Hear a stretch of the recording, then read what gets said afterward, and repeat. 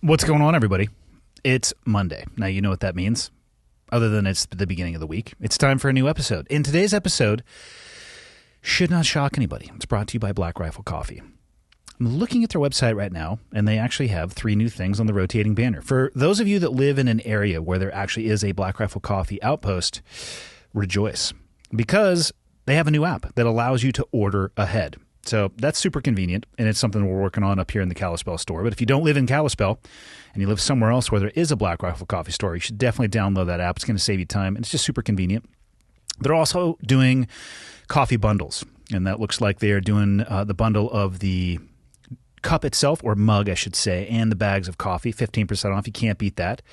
And, of course, they have subscriptions, which is going to make it easy for you if you know exactly what you like in their roasted coffee, whether it be whole bean or grind, and you can have it delivered to your door on the frequency that you want to, in the volume that you want to. None of those things suck.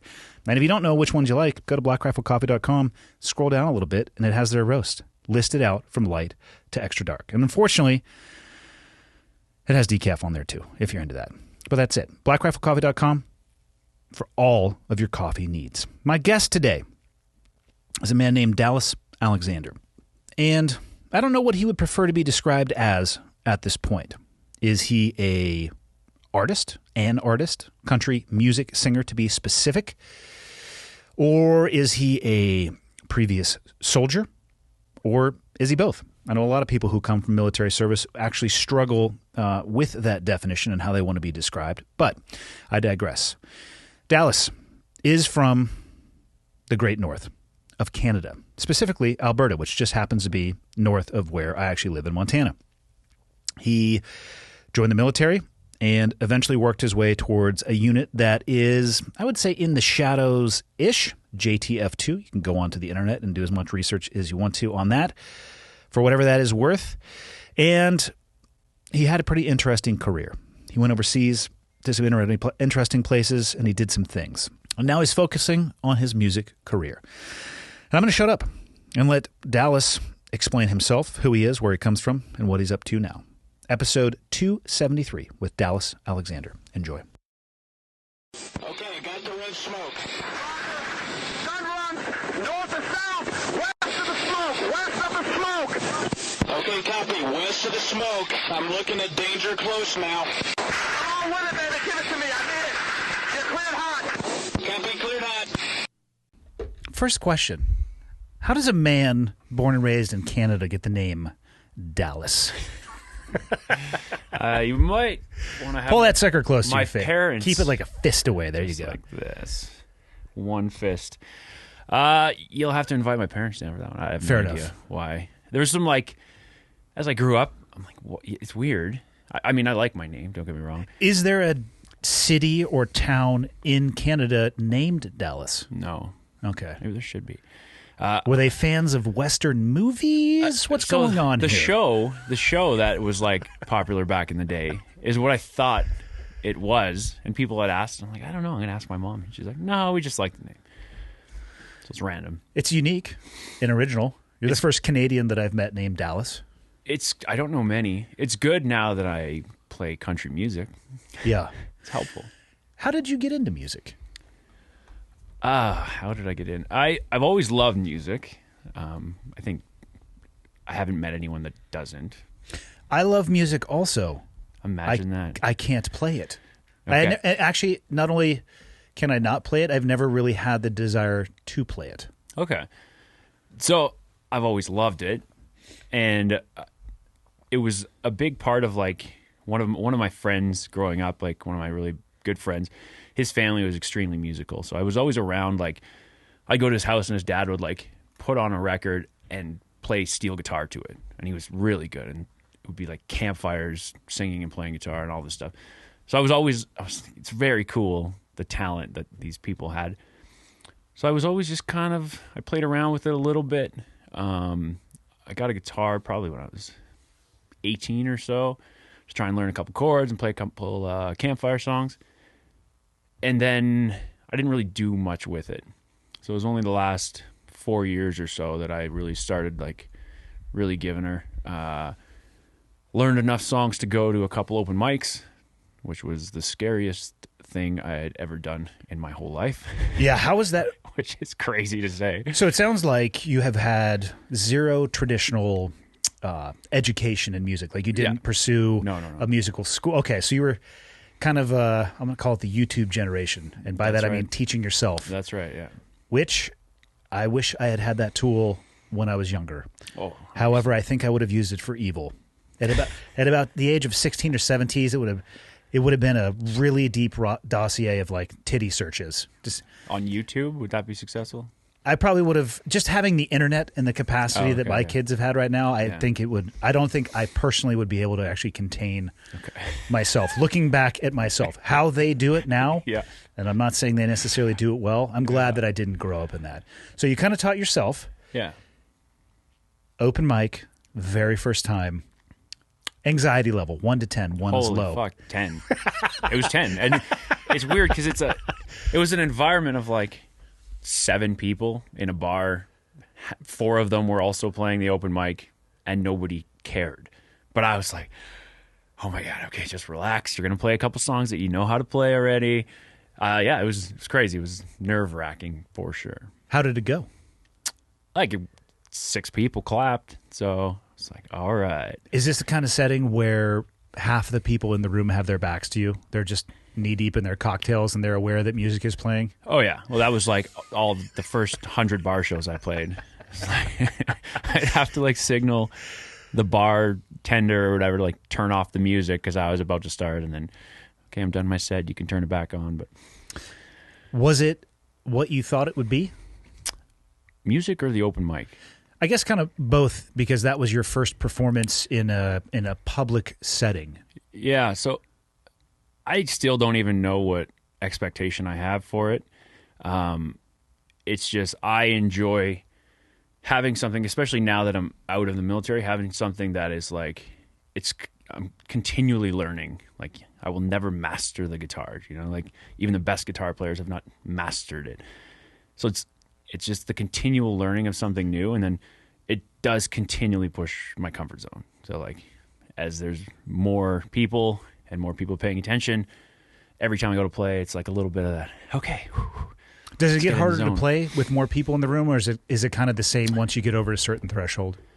I don't know. Ask me if I ever played to like thousands of people, but it's at first I found it was almost worse, not worse, but more uncomfortable if I were to like take out my guitar and like sing to you two. You know what I mean?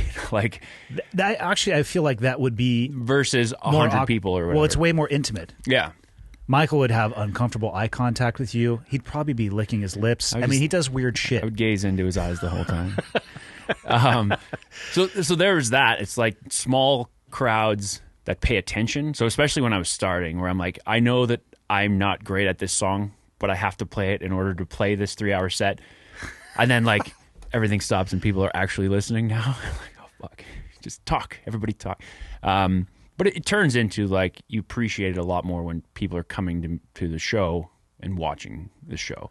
And it kind of changes based on venue and types of gigs, obviously. But how did it feel that first night, though, at that open mic when you obviously faced that anxiety and adversity? Who gives a shit if somebody was actually even paying attention? Yeah. How did you feel when you were done? Oh, I felt incredible. I finished I think I played 3 songs. What were they?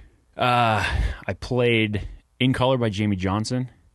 I played an original, and I think I played Wagon Wheel, Old Crow Medicine Show version. Okay.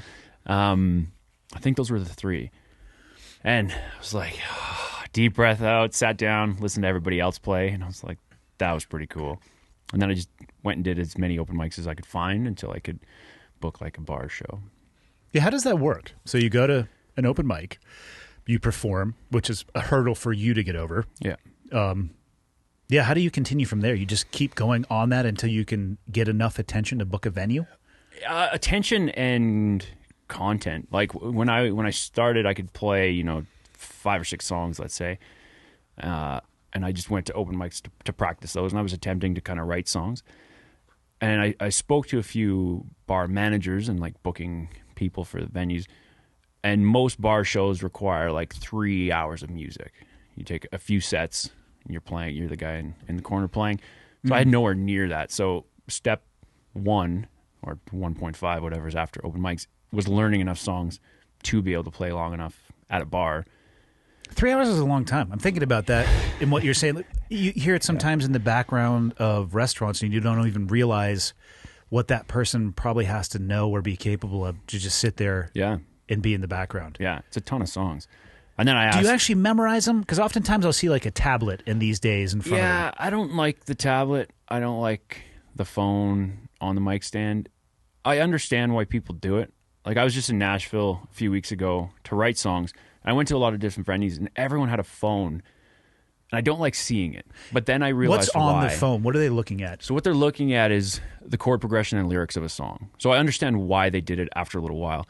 It's a very, like Broadway is very, it's like request-centric. So people are there to party and hear the songs that they love. So if someone shouts out a request and is going to tip the musician, they'll play it for them. Now, you can't know every song there is. So the musicians are very talented, but they can bring up the chords and the lyrics, and then they can play the song.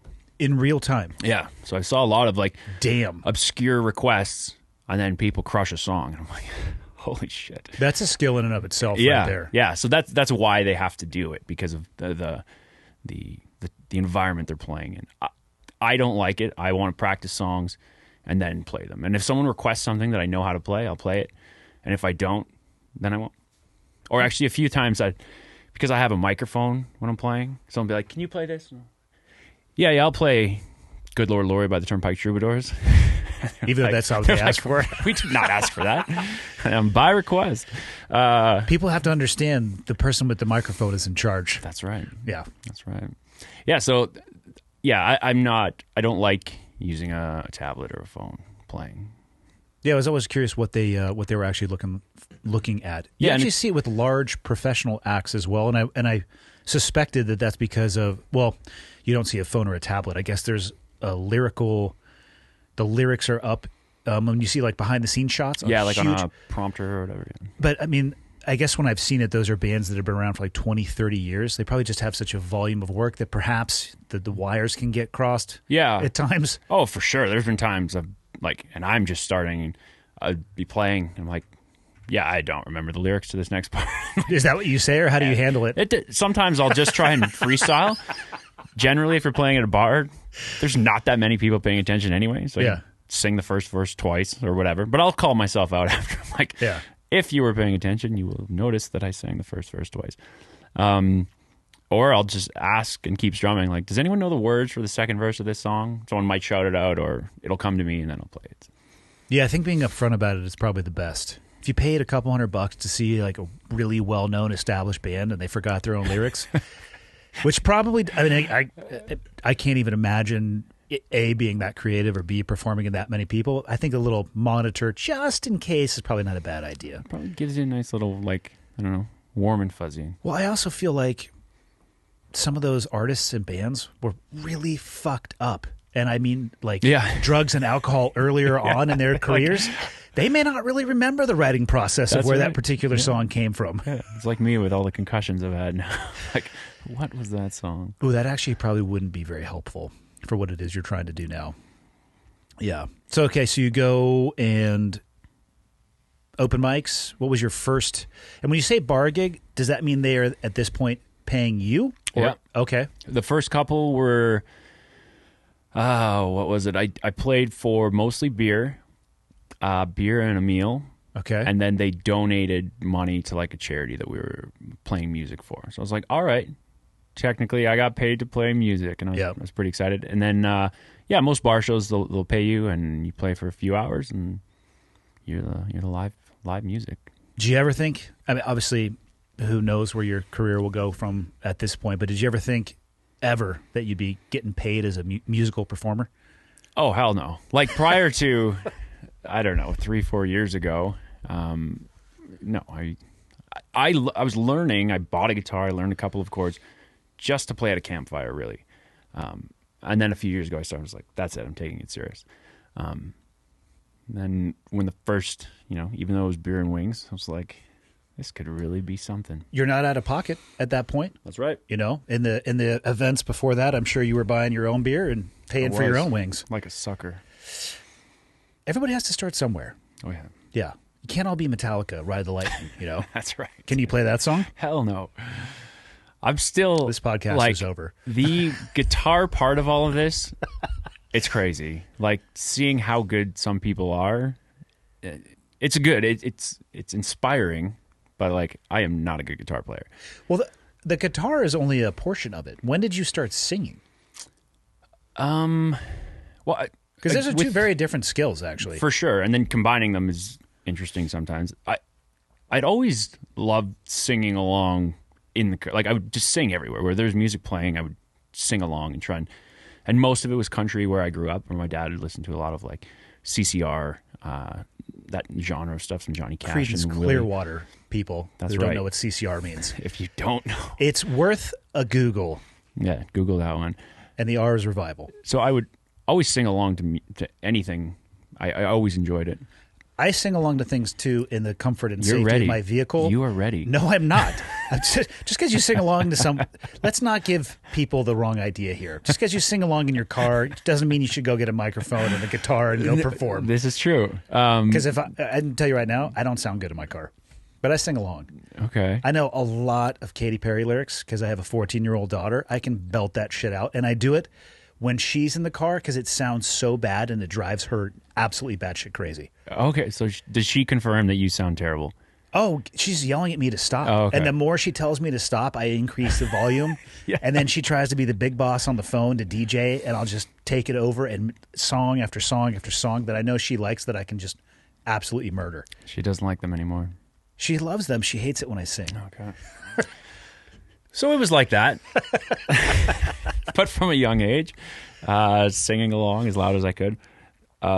Since now, like, when I really started to or wanted to start taking it seriously, I've done some, like, online, like, vocal courses. Worked with a couple of, like, vocal instructors, I guess, coaches, which helps immensely. But also if you ask my wife, she'll, like, I sing all fucking day long. I go around the house just strumming and singing and practicing and singing. So, did you sing like that before you wanted to become an artist? You just do. I'm assuming you just do more of it now. no, I do way more of it now. Yeah. Glenn Cowan says you used to sing to him. Like, just to him. Yeah. Eye contact in the shower is how he described it. Yeah, that was without a guitar, though. Yeah, I remember that. Just kidding. He said hi, by the way. Yeah. He's. I met him as part of the jump stuff that Yeah, we he was did. jumping all over the place. He was fantastic, man. He was such a good person to have on the trip.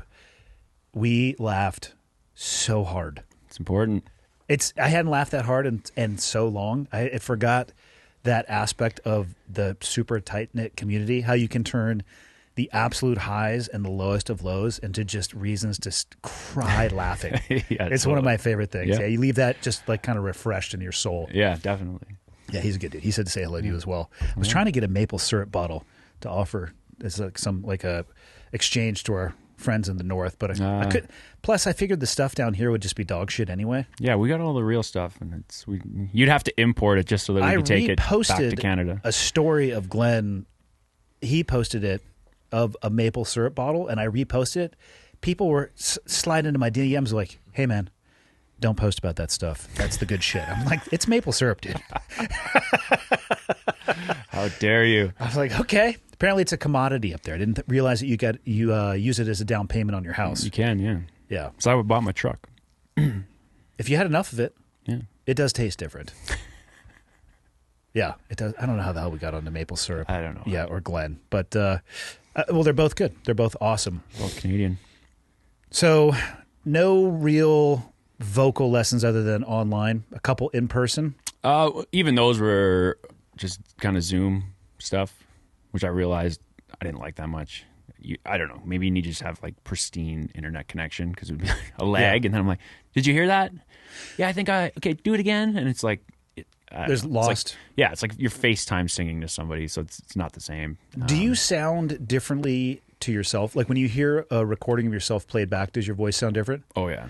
So when you're trying to hit a certain pitch, do you have to deal with that as well too? What you think it sounds like in your head versus what it's being projected as? I found the pitch, let's say, or the note you're trying to sing. And I like real singers, if they're going to hear this, going to be like, this guy's an idiot. But the note I'm trying to hit is there, but the sound that I'm hearing like in my own ears is different than if it were like we recorded and played on a speaker. I'm getting used to it now though a little bit, and they're actually getting closer to what they were. If I don't know if that makes any sense at all, but so before I would sing a song and I'm like, that was awesome, I killed that, and I'd listen to it like that was dog shit. It still trips me out hearing my own voice on podcast episode, like on these that we record or on other ones that I'm on.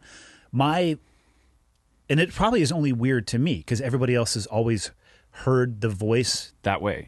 Yeah. I hear it and it sounds absolutely nothing like what it sounds like in my head. Oh, it sounds similar, but the tone is different. The inflection is different.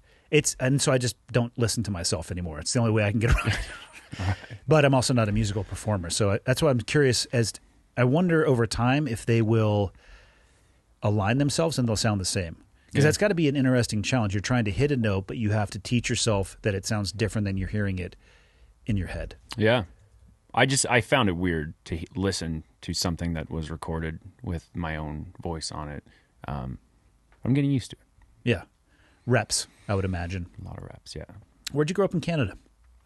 I grew up in a place called Fishing Lake Métis Settlement. It's like a little Indigenous community northeast of Edmonton. Okay. Super close to the Alberta-Saskatchewan border. I'm trying to think. Edmonton is about 8 from here? Yeah, about 8 if you stop for coffee somewhere. I've done a few years of hunting in, God damn it. If I wasn't just about to talk about this, I'd be able to remember. But I passed through Edmonton and it's about another 6 to 8 hours north. It is pretty far up there. I want to say it's like Deer Lodge, but that's not it. Red Willow Outfitters is the name of the... Beaver Lodge? Is that... It's very, very far north. Okay. I don't even know if Beaver Lodge is BC or Alberta. I should know that. I played hockey against them. But anyway, it's north. Okay. It's cold up there. Yeah, so... And we're not really north. It's just like a little bit north and more east of Edmonton. How big population size? I think while I was there, we maxed out at around 400 people. Okay. So you had relatively small classes growing up? Oh, yeah, tiny. For most, like, my elementary school was there on the settlement, and then for, like, junior high and high school, we bussed to, like, the nearest big town, 2,000 people.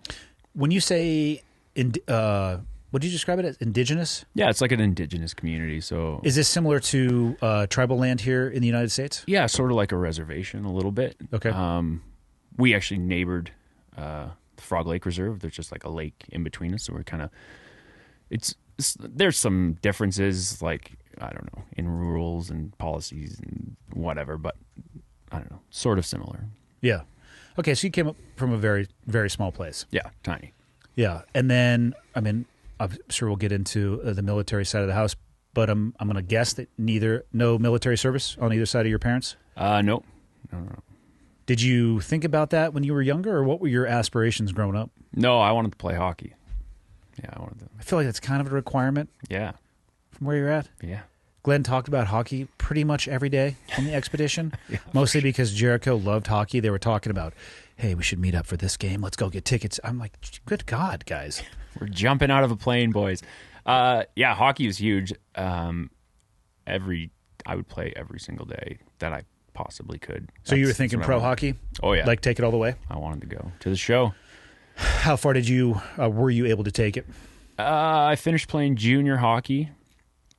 So that ends at like 22. And then I had some opportunity to play like some semi-pro stuff, which is like some smaller pro leagues where you can kind of potentially grind out a living. But that's sort of where the path met with me discovering some military stuff that really interested me. So. What did you find? I was working in the oil field for like one of the off seasons, and I was working with a guy who did just like a 4-year, I think, contract as a comms guy or something. He joined, did basic training, and went into some comms unit. But like during our long days discussions, he told me about our unit, JTF2, being like a counterterrorism unit in Canada, and I was not tracking anything military, especially in Canada. Anything that wasn't on like an Arnold or a Rambo movie. I was like, was not tracking it. Which, for clarity, is not actually military related, even though many people confuse it for that. Exactly. That's what the military was to me. It's hard to actually hate on those movies because it does, real or not, it entertains people, it gets their attention. And I know a ton of people, to include myself. You know, I've watched the movie Navy SEALs with Charlie Sheen. Yeah. I would say countless times. That's not a real term. Hundreds at the very least. And I knew what I wanted to do since I was like 11, but I still watched the shit out of that movie, and I knew it was fake. Yeah. And it still gets people to join. Yeah. It gets them interested in it, so it's actually kind of hard to truly hate on those movies. That would be like my Black Hawk Down. Fantastic movie. So yeah, he told me about this unit. First, I didn't believe him, but then I was like, well, I don't know anything about our military, so I'll get back to you. What year was this? This would have been 2005. Okay, so post 9/11 world. Yeah. So I had started hearing a little bit more in the news and stuff about, you know, Canadians deployed to Afghanistan, and started seeing just a little bit more about it. But I still was not tracking. I was just hockey minded, and that's it. What led you to the oil fields? That is not an easy job. It's Alberta, man. I was limited options. Well, I'm sure there was other options, but it just, every oil company that I worked for, like, was really good with schedules of me like going to train in the off season for hockey or whatever it was. So we'd be long and busy, but and the pay was pretty good. So like you could work, take your time, put it, because I was just trying to prep for like the next season sort of thing, but have a job to get through. Yeah, so that was it, and it's opportunity. Like there at the time there was just a ton of work in the oil field. So what kind of stuff were you doing? With him, I was on a flush by truck. So we would like go to a well that was having an issue, hook up this big pipe, and like try and flush out what was happening down in the well. Sometimes it would take hours, sometimes it'd be quick. Then just go to the next one, just all day. And this is with the guy who first introduced the idea of the JTF2 to you? Yeah. So he told me about it. I looked was into he it. attached to that unit, or he had just heard about it? He just heard about it because he was serving in the Canadian forces. But yeah, as soon as it was almost like instant. As soon as I heard about it, I was like, "We have that." Then I looked into it a little bit. There wasn't much on the internet at the time. I was going to ask you, what were you able to find? I found just a handful of pictures, and they had like this weird. It was kind of like blurry recruiting video out. It just showed people going through selection, just doing push-ups in the mud, and a couple defined by its vagueness, if you will. Yeah, and there were just like these grainy pictures of some guys with like MP5s, and I'm like, well, I don't know what's going on here, but I like it. So that's what I found. I remember coming back. I'm like, you were telling me the truth. There is this unit in Canada, and from that point, I was like, that's what I want to do. More than hockey. Yeah, that was that would have been like the deciding summer, essentially, because the next hockey season was starting, and I was going to have to decide if I was going to go try to play on one of these semi-pro teams because junior hockey was over, or just what I was going to do. And instead, I went to the recruiting center. I was like, do you think you could have made it all the way playing hockey? No, maybe as a fighter, but even that I wasn't that great at. That's a part of the team too. What do they call those guys? Bruisers? Yeah, the enforcers.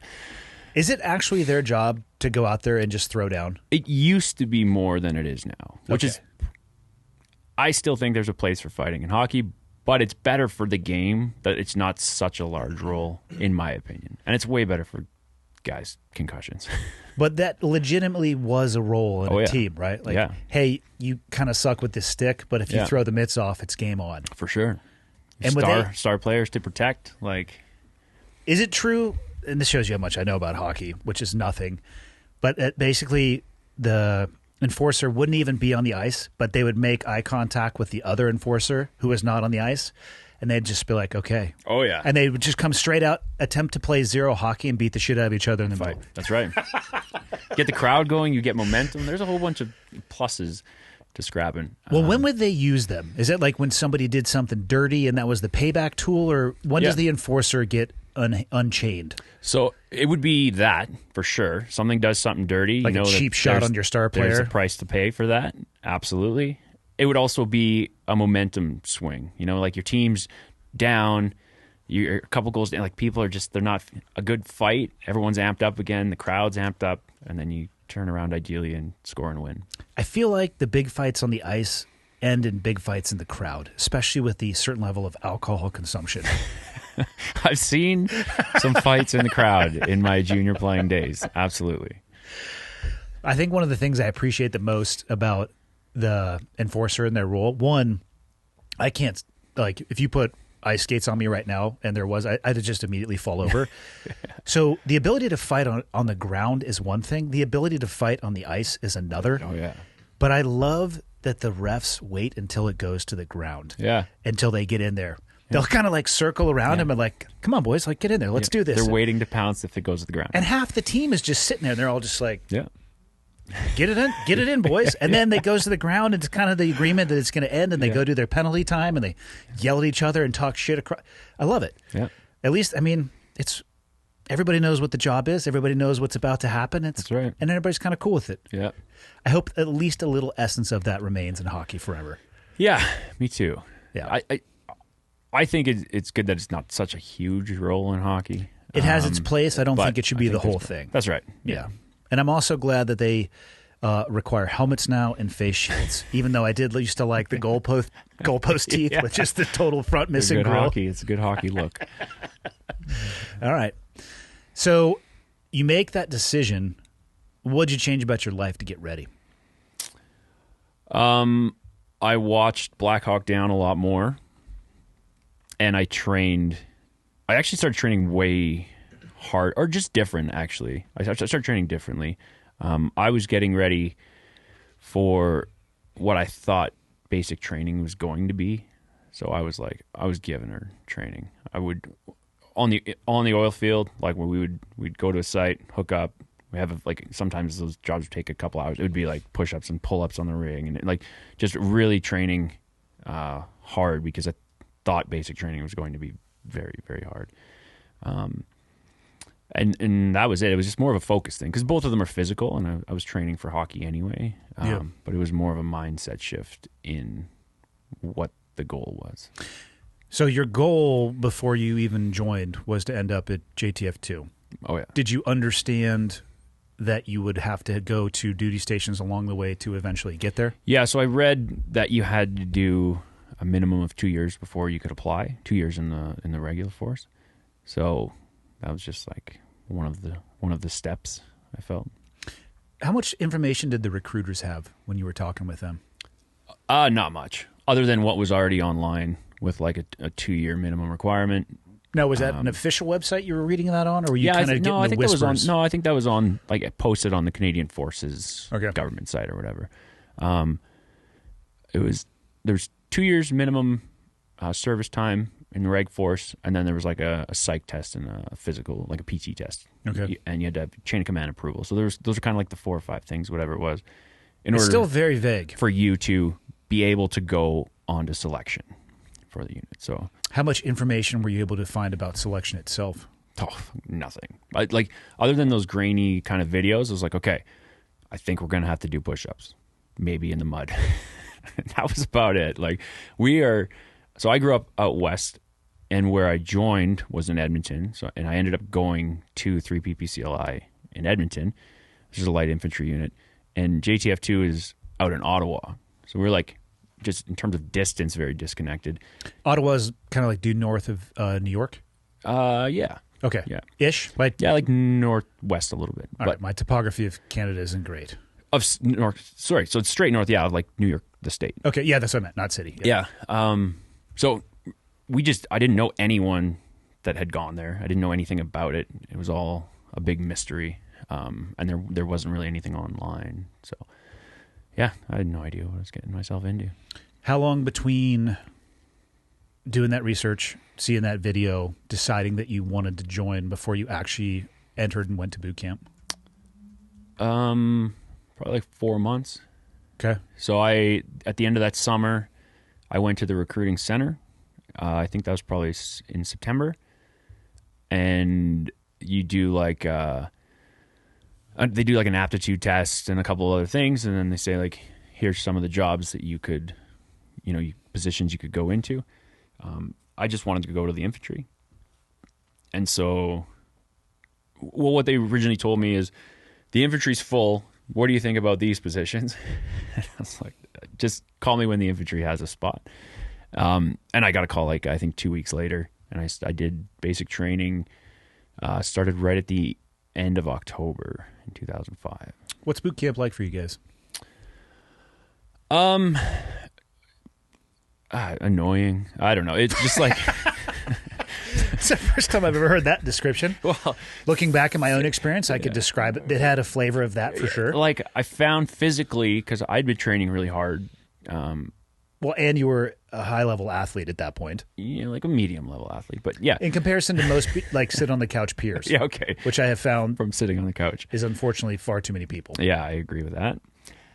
So I went there physically. Physically, I was definitely prepared. The annoying part was just learning to, like, get used to people yelling at you for seemingly no reason, and a bunch of people that you could probably whoop their ass, and just like always in your face is like, that part's a little bit annoying. Yeah, it was just kind of, I just knew it was something I had to get through in order to go where I wanted, so I just tried to suck it up and do my best. How long is it for you guys? Oh God, I don't know what it is now. I think it was around, I think the initial basic training was, I think it was 12 weeks when I did it. And then there was 2 other courses right after that, a soldier qualification and an infantry specific course. Total, I think it was like 5 or 6 months, roughly. I want to say end of October. And I think I got to battalion in Edmonton like in the summer of 06. So it about 6 or 7 months total of like that and moving in between the places that you do the courses and stuff. Did you start enjoying it more after boot camp and those 2 initial courses? Yeah. So even the 2 courses after, it got better. Like, the treatment didn't get better, but the content got better. Yeah. Whereas like probably more job specific. Yeah. Basic training was like, you know, hospital corners on your bed and just like very boring briefs and all kinds of stuff. Once we got into like infantry training, there was more infantry tactics and field time and stuff like that. So that I enjoyed more. I don't know anybody who at a deep level enjoyed the boot camp experience. It was the same thing for the Navy boot camp. Was 8 weeks long when I went through, and I can't think of a single thing we actually did that benefited me in my career later on. Yeah. And you could look back at it and say, hey, that was a waste of my time. But the bigger picture is it's an onboarding for people of every possible background. Absolutely, yeah. Ideology and belief. And they got to figure out some way to like orient them in the right direction. Yeah. Because I tell you what, I can make a bed with a hospital corner, they'll cut your fucking finger. I'm talking, You're a dangerous man. Well, I mean, I was at one point. The amount of times we were in you bunk beds. Still use hospital corners at home? I'm not going to lie and say that I haven't in the years past. Okay. And I don't know why, but like a couple times a year, I'll bust out a solid hospital corner. Nice. But the thing is, I hate getting in like a hotel room bed where you can't lift your toes up. Because I don't know what it is I don't enjoy about that, but I fucking freak out and I kick my feet. I'm the same. Yeah, which is, they have, we'll call that a hospitality corner instead of a hospital corner. Yeah. But yeah, so we did, God, I feel like I saw people bouncing coins off their bed to test it. Like, we're talking tension on the sheets. Oh, yeah. Again, another knife cutting edge of like underwear, T-shirts, socks. The stenciling parties that we did where we would just sit down for hours and stuff. Like I said, it had nothing to do with my job. Yeah. But as far as bringing people together, I grew up in a very physical job working for my dad. He was a brick and stone mason. And I look back on my life and I'm so grateful that I had that experience. It was not a politically correct working environment. Okay. I was not exposed to, rounded edges on things. It was a full exposure to, hey, here's the real world. Yeah. And you can either deal with it or fuck right off. At about 11, I'm like, okay. I get to boot camp. I don't know if you had this experience. There were people, the first few nights in boot camp, we didn't actually do much. And if I remember correctly, we were waiting because people were coming in waves. They time people to get to boot camp. I remember people crying themselves to sleep in Navy boot camp. And I've only experienced Navy boot camp, but in talking to, Army and Marine Corps, like that's that's a ball kicker. Like that's some real what's it, Full Metal Jacket type stuff. Yeah. There might be a reason to cry yourself to sleep at that. The Navy one, I was like, wow, there is a diverse group of individuals here who are experiencing what I would not even consider to be stress, and for them it was catastrophic at that time. Yeah, we had some of that.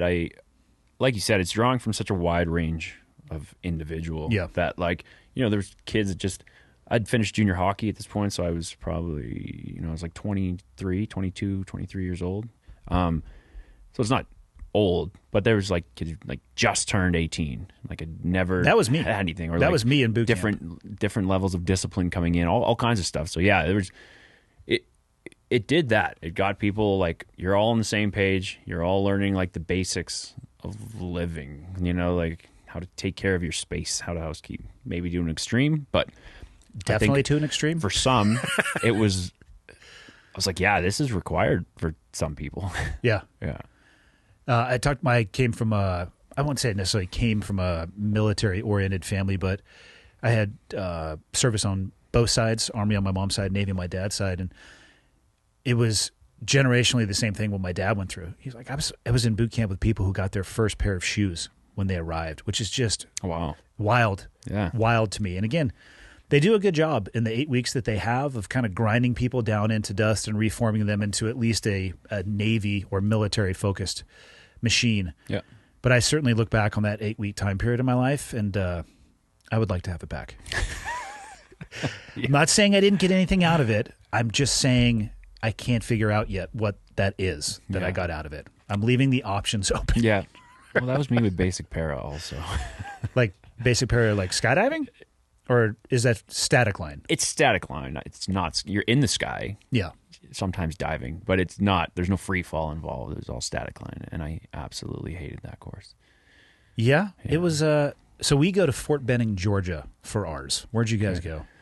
I went to a place called Trenton, Ontario. Airborne. Yeah. How many jumps? On that course? Yeah, to graduate. So I had to go do the jump phase twice, which was awesome. Because the first time I got like a massive concussion.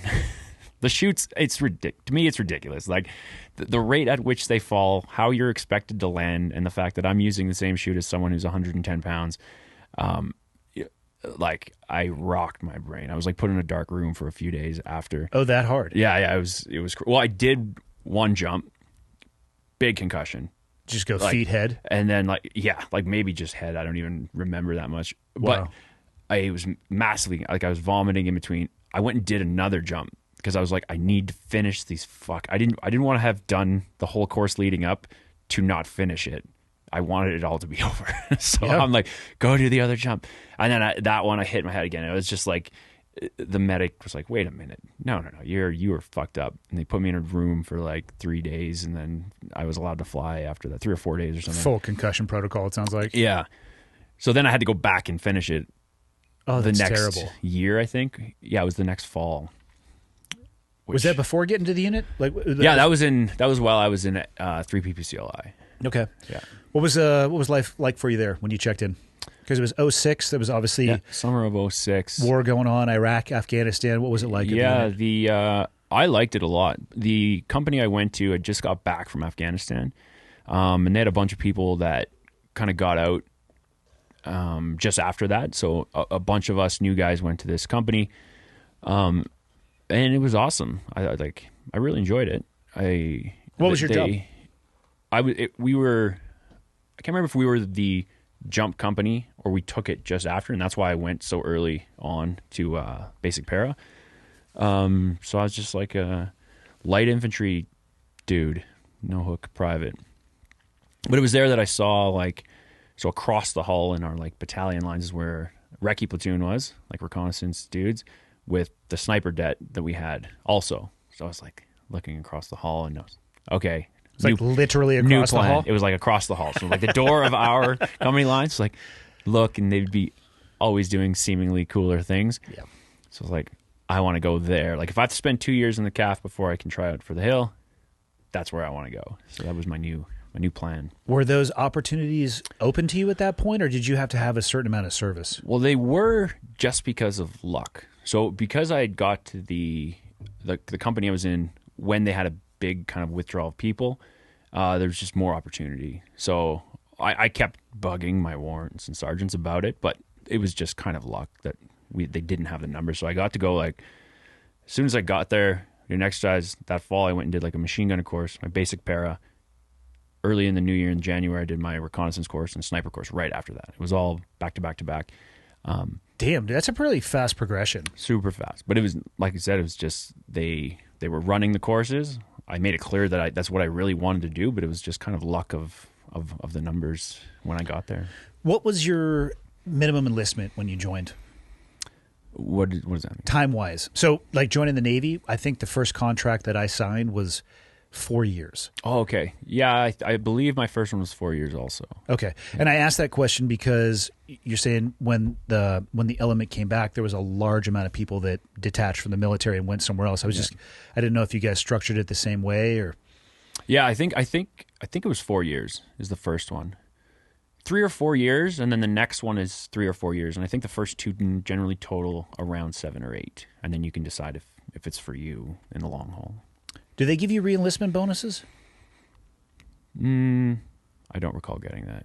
I think there were some cycles of like, we have too many people in the CAF, get out, like, and then there was like paying people to come back, and then there was at one point I think they were even paying people to leave. Like we've gone back and forth a bunch of different times. Yeah. I don't think I ever got a bonus for.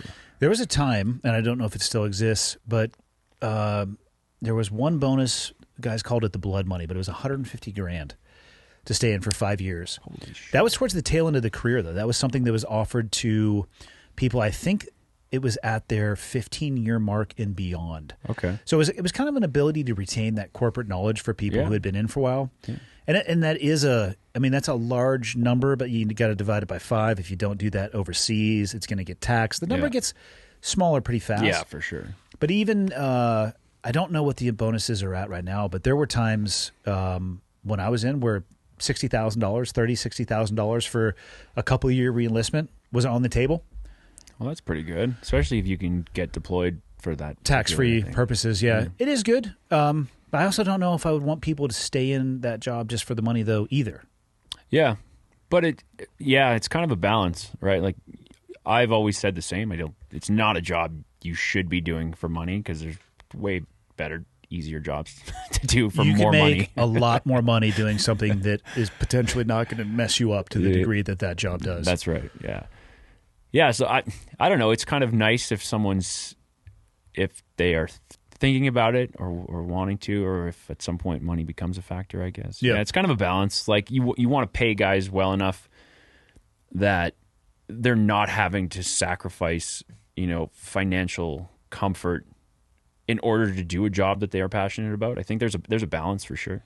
Why do you think so many guys got out when they got back from that not their first deployment, but that deployment when you had checked in and they had just come back? Most of it, I think, guys were at the tail end of their first or second kind of contract, and I think a lot of guys had a hard tour specifically from that one. So there was a lot of like, I don't want to do that again. Really? Yeah. I mean, that's fair. So you went down the sniper rabbit hole early. Yeah. One of the things that, it took me 4 years to get to sniper school. I also, saw movies with people in ghillie suits. And never wore one, for real, ever. Except for in sniper school, which was one of the most miserable experiences ever because I was sweating to death inside of it. Because I had about 58 pounds of burlap on the outside. Yeah. Didn't realize it glows when the sun hits it. Fuck. Spent so much time putting this stuff on. I was just shearing it off. But it took time.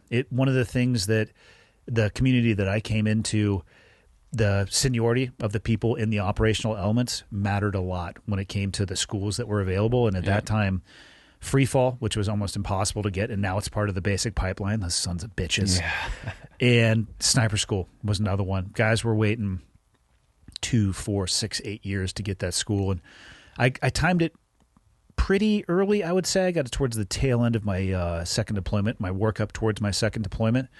But it was a coveted course for sure. And I look back and I think it's probably the course from a tactical perspective that had the most impact on my career, whether it be the understanding of terrain, cover and concealment, and of course the ballistic nature of shooting, because you don't have to have a sniper rifle in your hands to be effective once you understand the ballistics. Totally. Yeah. What was sniper school like for you guys? How long is that course?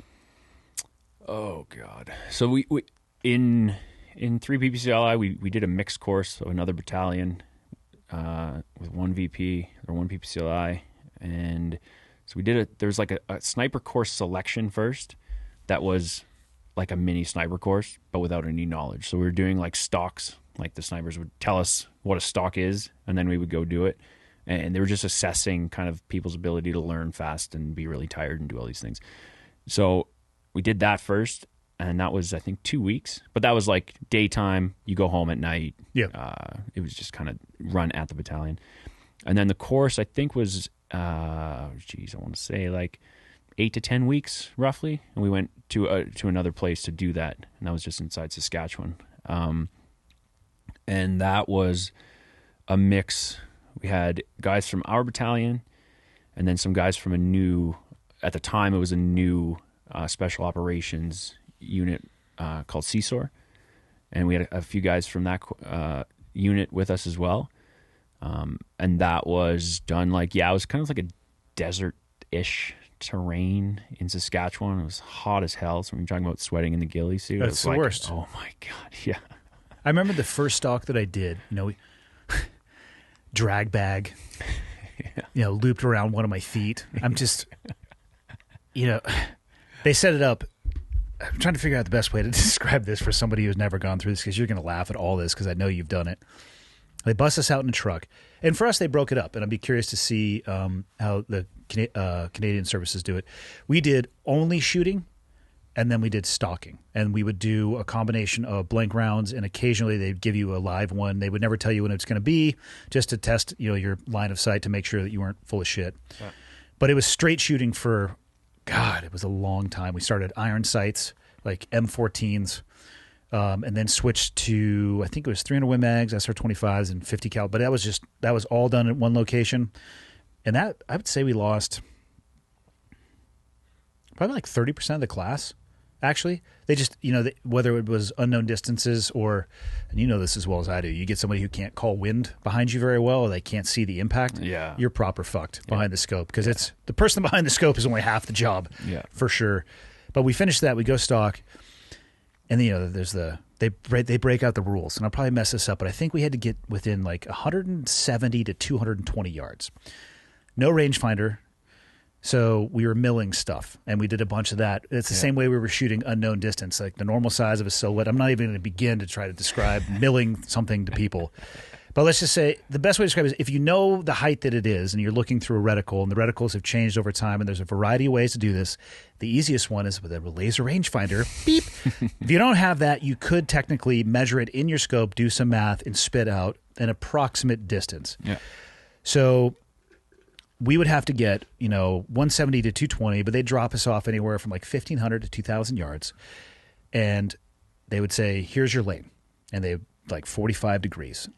And we did it. It was weird. Ours was in the desert as well. We did it. There's a desert training facility out in California, which is really hard to stalk in when there's a couple shrub brushes. Yeah. And you don't look anything like that. And you have a ghillie suit covered in green burlap. And they'd say, go. I remember the first one, I hit the ground and just started crawling like a dumbass.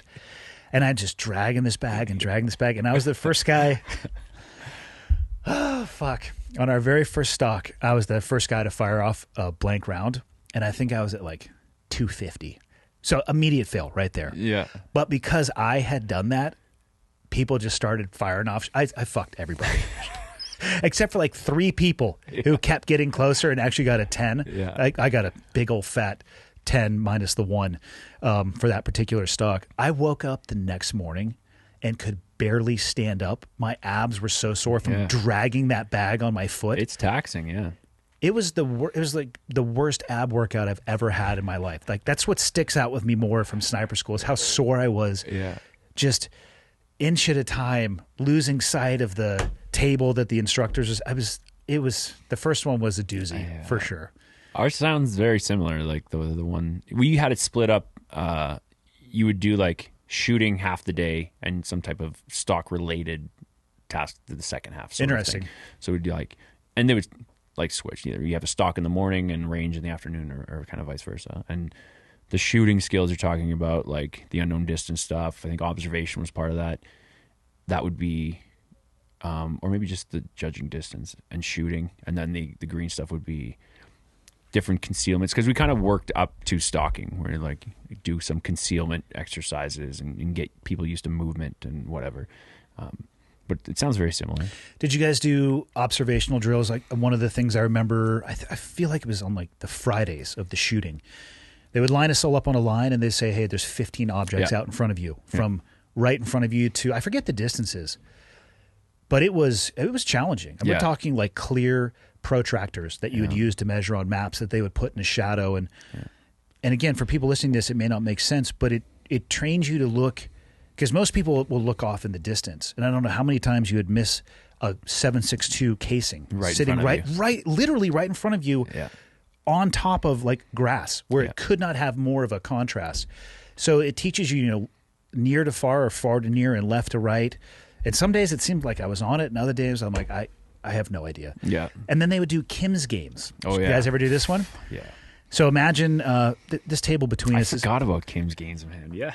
All the little stuff, right? So the table between us, we'll call it 3.5 feet, maybe 4 feet. And like to the stands that the microphones are on, there would be like a poncho liner. Yeah. And they would do this one in groups, and we would stand around the table, and they'd say, all right, here we go. And they'd pull it off. And I feel like they would leave it off for a minute. Sounds about right. Yeah. And there's a bunch of objects on there, and then they'd put it back on and have you do some bullshit physical activity, and then you had to remember the things that you saw. Yeah. So Kim's games and observation drills. The fact that you guys did that too, there had to have been some cross-pollination of There must have been. Well, I know we instructors. had guys that had gone to do some courses somewhere down here in the States, different sniper schools and stuff. So I'm sure it came from that. And they ended up like, the creative instructors that we had, those were always evolving. So they would take us out on a morning run, and it would be like a moving observation Kim's game. And we wouldn't necessarily know. And they'd be like, okay, we ran past 12 military objects in the morning. Does anyone recall whatever? We're like, oh shit. Yeah. I don't know. I'm tired. Or we'd be jogging, and one instructor would like say like 12 random words over and over and he's like, do you remember what they were yelling? I don't know why 12 also, but it was always 12. I feel like that's how many objects were on the Kim's game table too. Yeah. Or even out in the observation drill. The observation drill, I think, definitely helped, especially like hunting now, post military. Just trust me, I'm not some savage hunter, but learning, near to far, far to near, left, right, and that certainly helps looking for animals. I don't know if the Kim's games help me at all. I also don't know. It's like playing a memory game, I guess, but I never did it again after that school. So if there was something to be gained by that, maybe they should continue doing that in training later on. Yeah. But I don't remember it. Maybe I should add it to my morning routine. I don't think I'm going to. After your cold plunge and then 37 minutes in the sauna. That's right. And then your breathing work. It's exhausting. Yeah. It's too long. I don't do any of that shit, by the way. I'm repeating things that I see people post about every day. I do like the cold plunge, yeah. I just got access to a cold plunge, and for me, it is far more emotionally challenging than it is physically challenging. Oh, yeah. I don't want to get into it. No, every morning I'm like, why? And then when I finish, I feel great. But it's always like, in the winter especially, is when it's the best and worst. But like, go out, there's snow, and I'm like, I have to break the ice on the thing. And then I'm like, why? Why am I doing this? And I get in, breathe, I get out, and I feel amazing, and then I remember why, and it's this vicious cycle every single day. It's a rough one for sure. What did you find to be more challenging for you personally, shooting or the stalking aspect? Shooting. Yeah. Yeah. I didn't do great at either. Actually, I did well enough to pass. The shooting stuff, that made a catastrophic difference in my career later on. Just the understanding of that. Yeah. The stalking stuff, it took me a while to get a hang of that one. And I tell you what, dead space is an amazing thing. Once you wrap your head around that concept, you are good to go. Yeah. Because I literally just couldn't crawl anymore. And I remember being on stalks. I don't know if this ever happened to you. You're just working at crawling and you hear somebody's footsteps that is like 3 feet to your right. Yeah. And it's a student in your class who has like their gun bag shouldered. That's walking. Yeah, it's walking. And they look down, they're like, hey man, how's that going for you?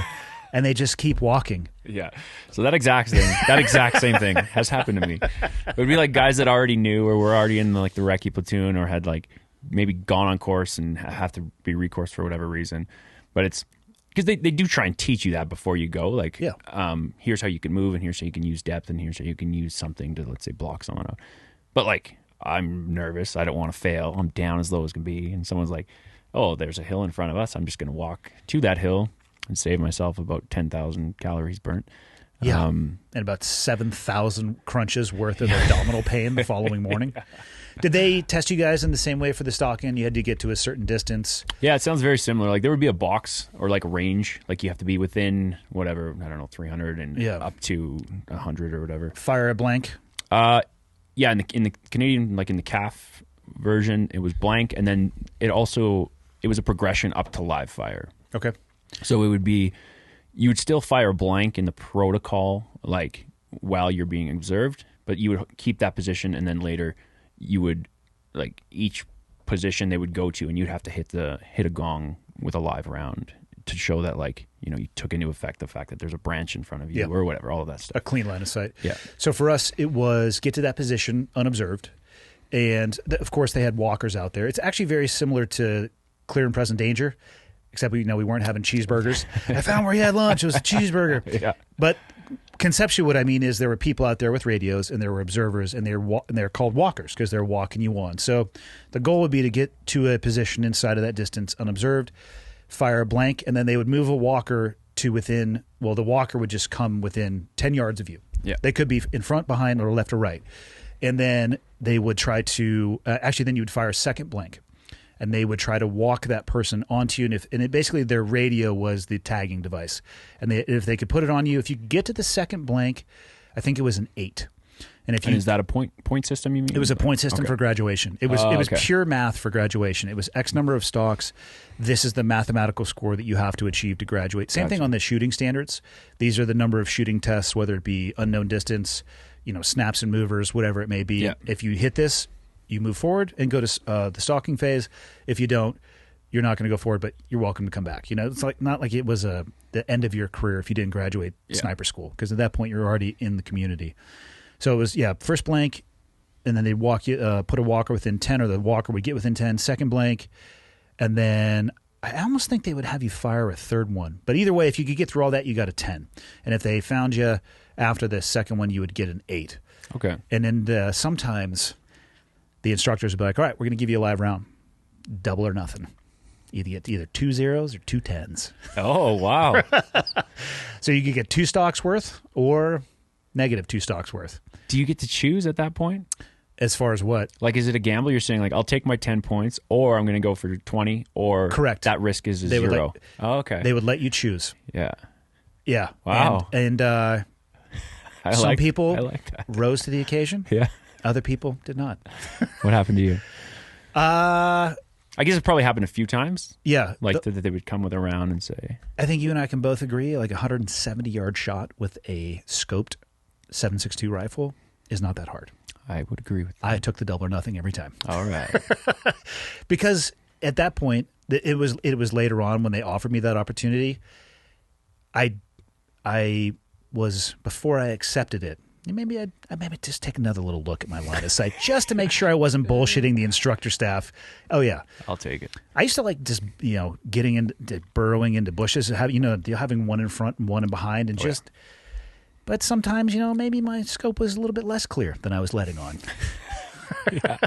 I did not accept that opportunity when those came up. Yeah, but that school was. That was a challenge for me, but I truly think it was one of the most impactful courses that I went to, just from a fieldcraft perspective. Yeah. But then I graduated that prior to 9/11 and didn't do shit. Nothing with it.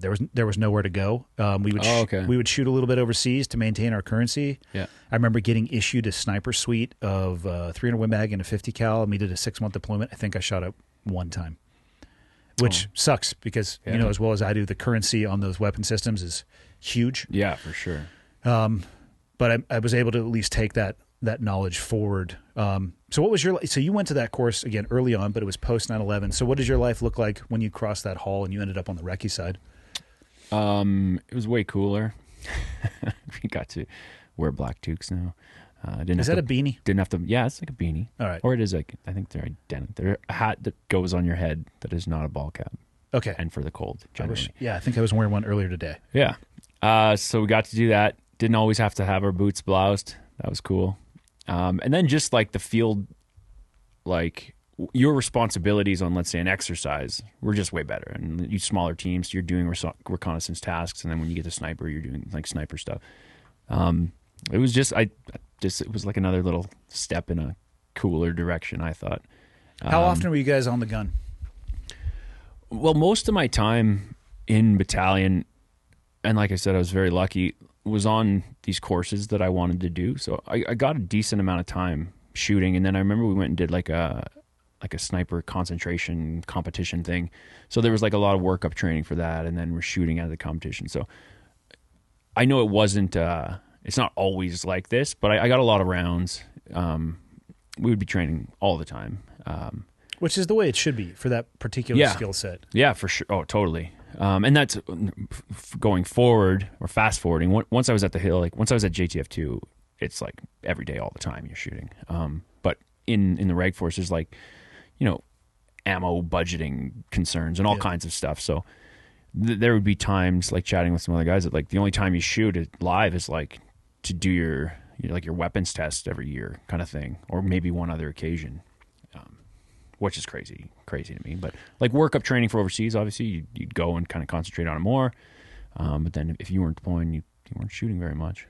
Did you do a deployment with that unit at Edmonton? No. I had an agreement with a troop or a platoon warrant. Before I went on the recce course, there was a potential for me to be a spare, just like a backup if somebody gets hurt or whatever, for a tour that was going over. So I was going to start workup training. It was at the same time as this recce course. So I told them, like, I want to go on this course, but I want to go overseas more. They assured me that if I go on course, if the spare position opens up, I will get sent overseas.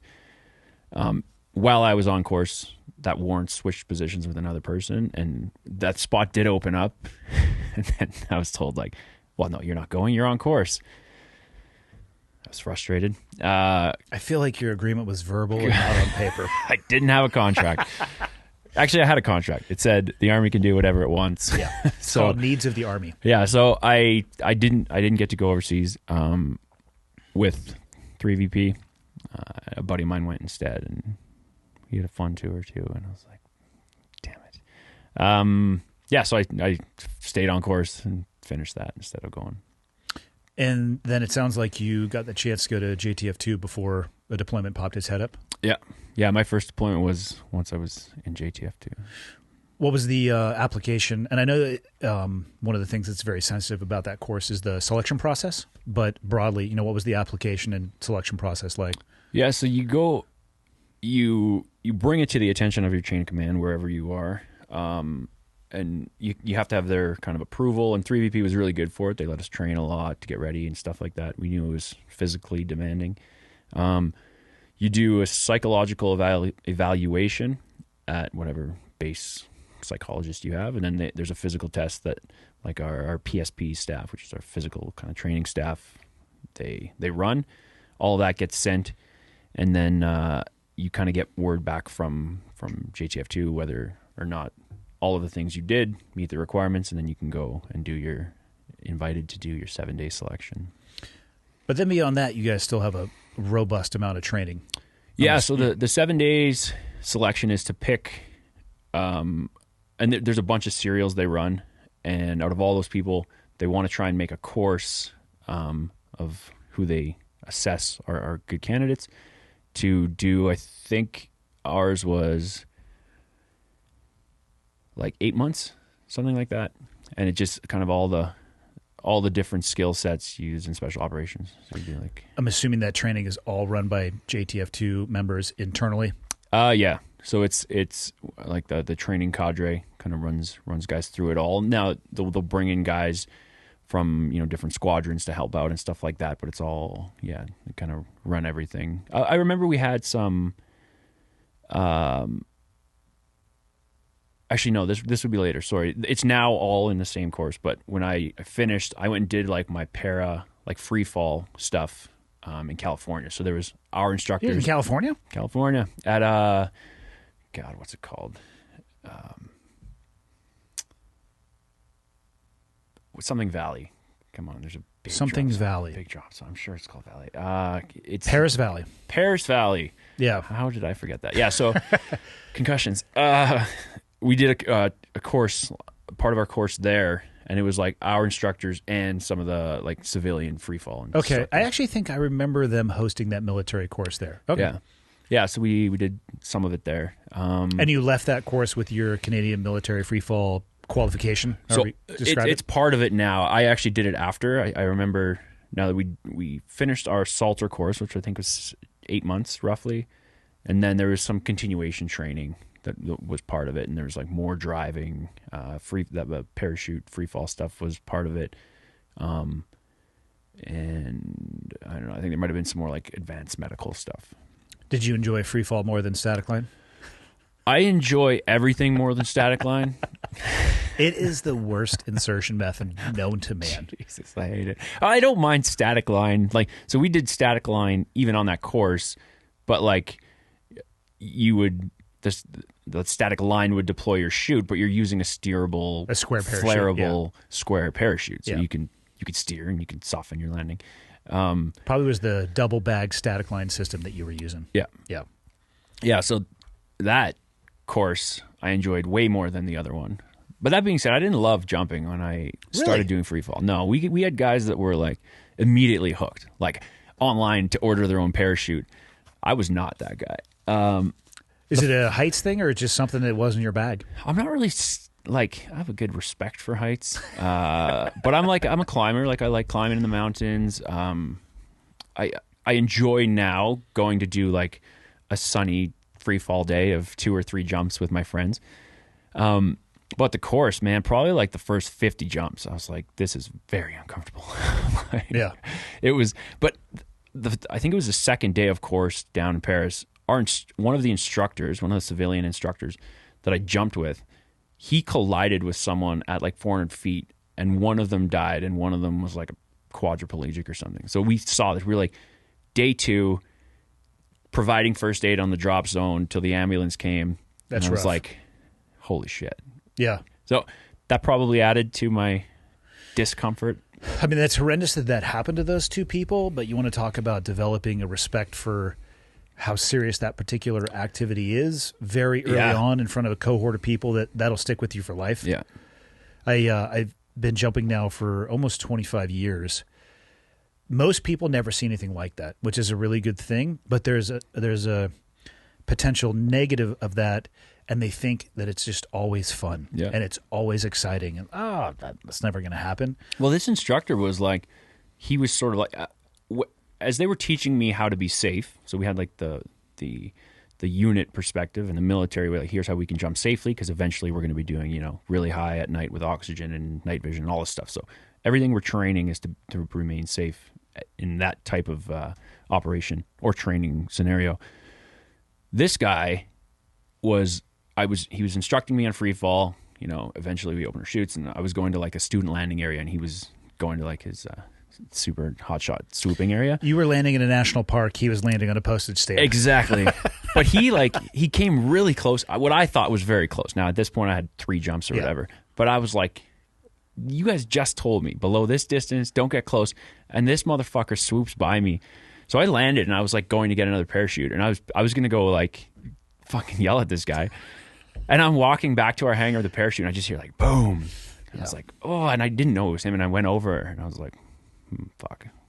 Well, I didn't yell at him, but we like, tried first aid. One of the guys ended up dying, and shut down the drop zone obviously for that day. And we went back to our hotel, and it's just somber. It's heavy. Like, well, I guess we'll just jump again tomorrow.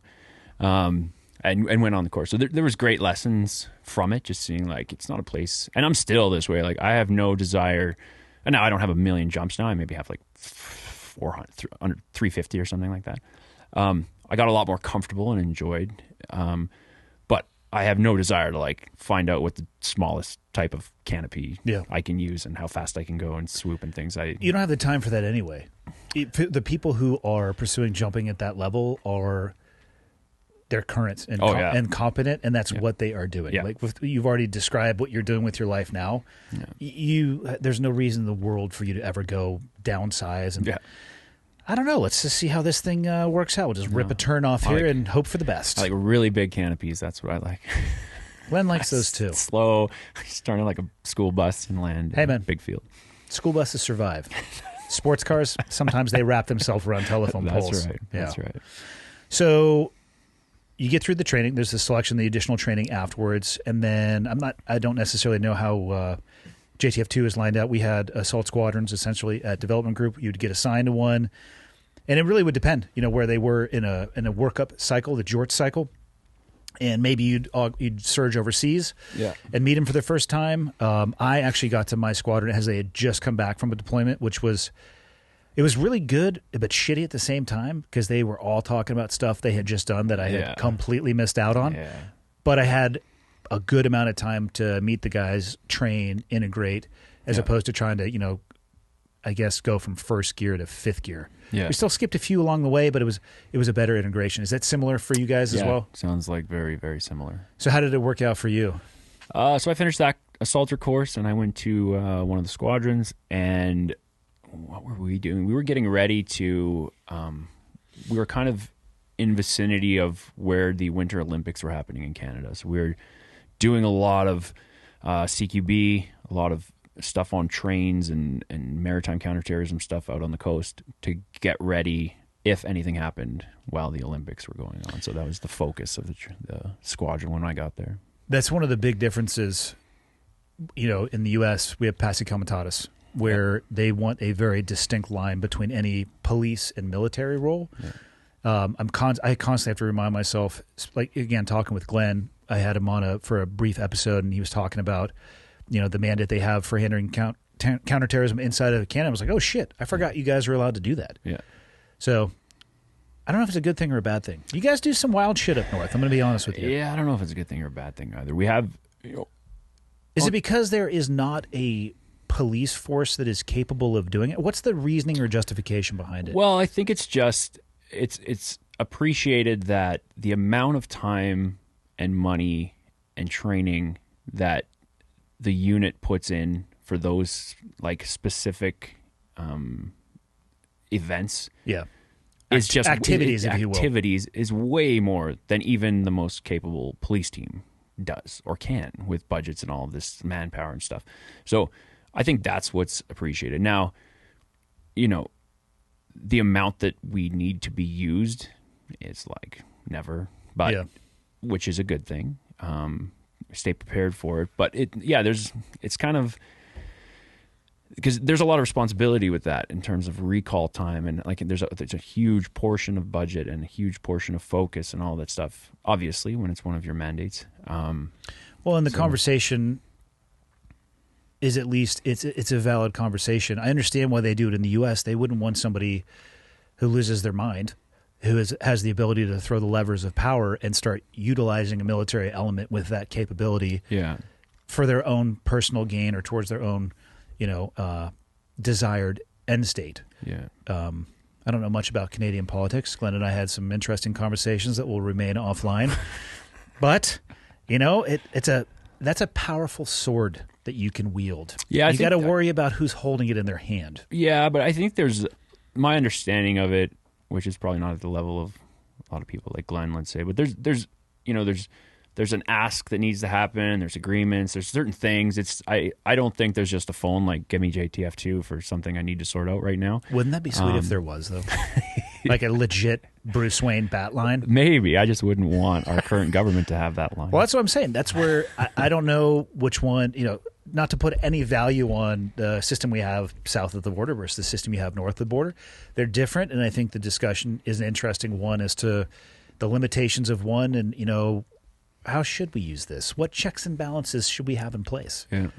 Yeah. Because there are definite, there's pluses and minuses to both, I think. Yeah. Did they put you right into a recce cell because of the background that you had? No, I got there and just went to an assault squadron and started to learn as much as I could. So the training is great. The assaulter course is great. But the level at which the squadron guys were doing stuff like CQB and the speed and accuracy that they were shooting, just like the basics, shoot, move, communicate stuff was insane to see. Like, they're so good.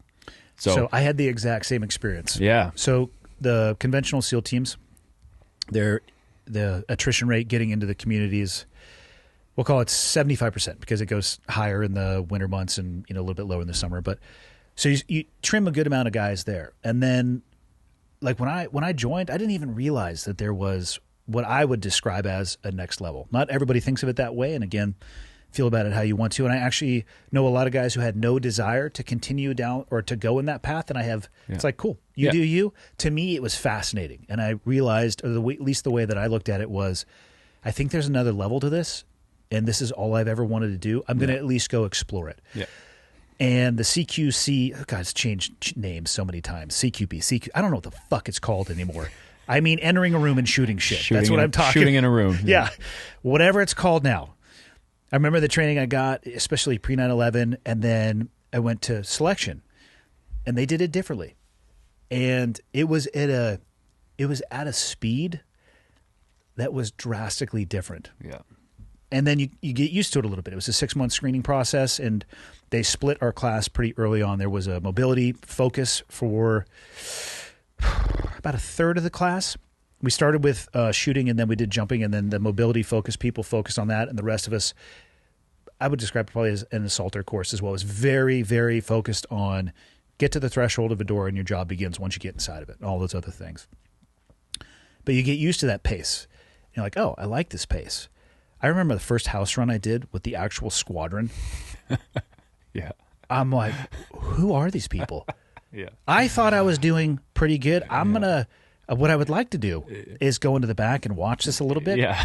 But since I'm the new guy, they're like, hey, get up front. I'm like, oh, sweet. Yeah.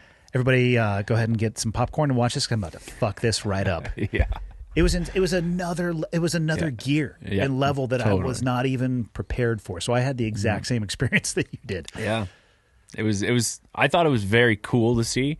But there was also that, like, I am running to catch up. Yeah, I'm basically holding you guys back at this point. Yeah, like the speed that progressing, but also just like the speed at which everyone was just calculating and observing and making decisions, like, and then shooting. Like, yeah, I was like, wow. It was awesome. Yeah. I described that place as everything that I ever thought being a SEAL was going to be. Yeah. Now, and there's also a litany of, I think, really negative things that can be associated with that. But as far as like a young man, I was in my early 20s. I was like, oh, fuck yeah. Yeah. Yeah. I agree. Yeah. And then I'm assuming you did your first deployment with that assault squadron. No, actually. So I did my first deployment opportunity came up. The squadron was going with, I can't remember how many guys, but I think it was like a troop. And it wasn't going to be my troop, but I was new, so they were trying to like help me out. So I was going to be a spare on that tour, spare again. But another opportunity came up to go over with, it was kind of a mixed team from a few other guys. But that was a sure thing. So my sergeant major was like, you can be a spare, you might not get to deploy, or you can take this sure thing. But was the sure thing outside of the unit? No. It was still in the unit. It was in Afghanistan as well, but I was going to Kabul instead of near Kandahar. So a different location. Different location and a different task completely. It was like working with our intelligence service in like a source handling kind of role. Okay. Like a developmental role for networks. Yeah. And more the security side of that. But so I ended up taking the sure thing because I was like, I don't want to miss another opportunity of going overseas. And ended up doing that. So I was in the assault squadron, but I was like connected to a different group for this thing. How was your experience your first time overseas? It was really cool. Kabul's wild. It was like Kabul is wild, man. It's so crazy because there's such violent things happening. Like, you know, there's like an attack over here with guns, and a VBIED goes off over here, and there's like suicide vests. But then there's also like the green zone, and there's restaurants, and there's rooftop patios, and like college, and in college, and like, you know, embassy soirees, and I'm just like, this is insane. But I thought it was really cool to see.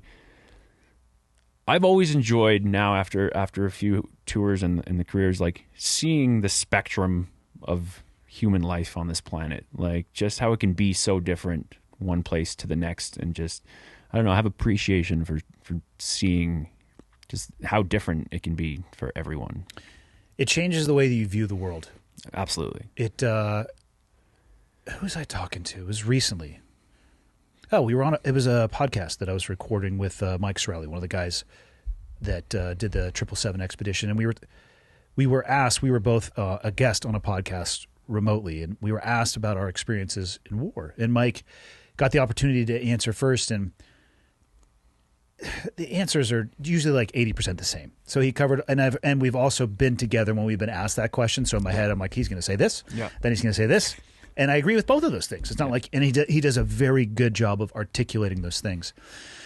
And he was talking a little bit about, you know, the humanity and, you know, and how it helps you appreciate things that maybe others would have not a lack of ability to appreciate, but a more difficult time. And I always land at the same place: is war is the most ugly thing that I've ever seen, but it's also the most beautiful thing that I've ever seen.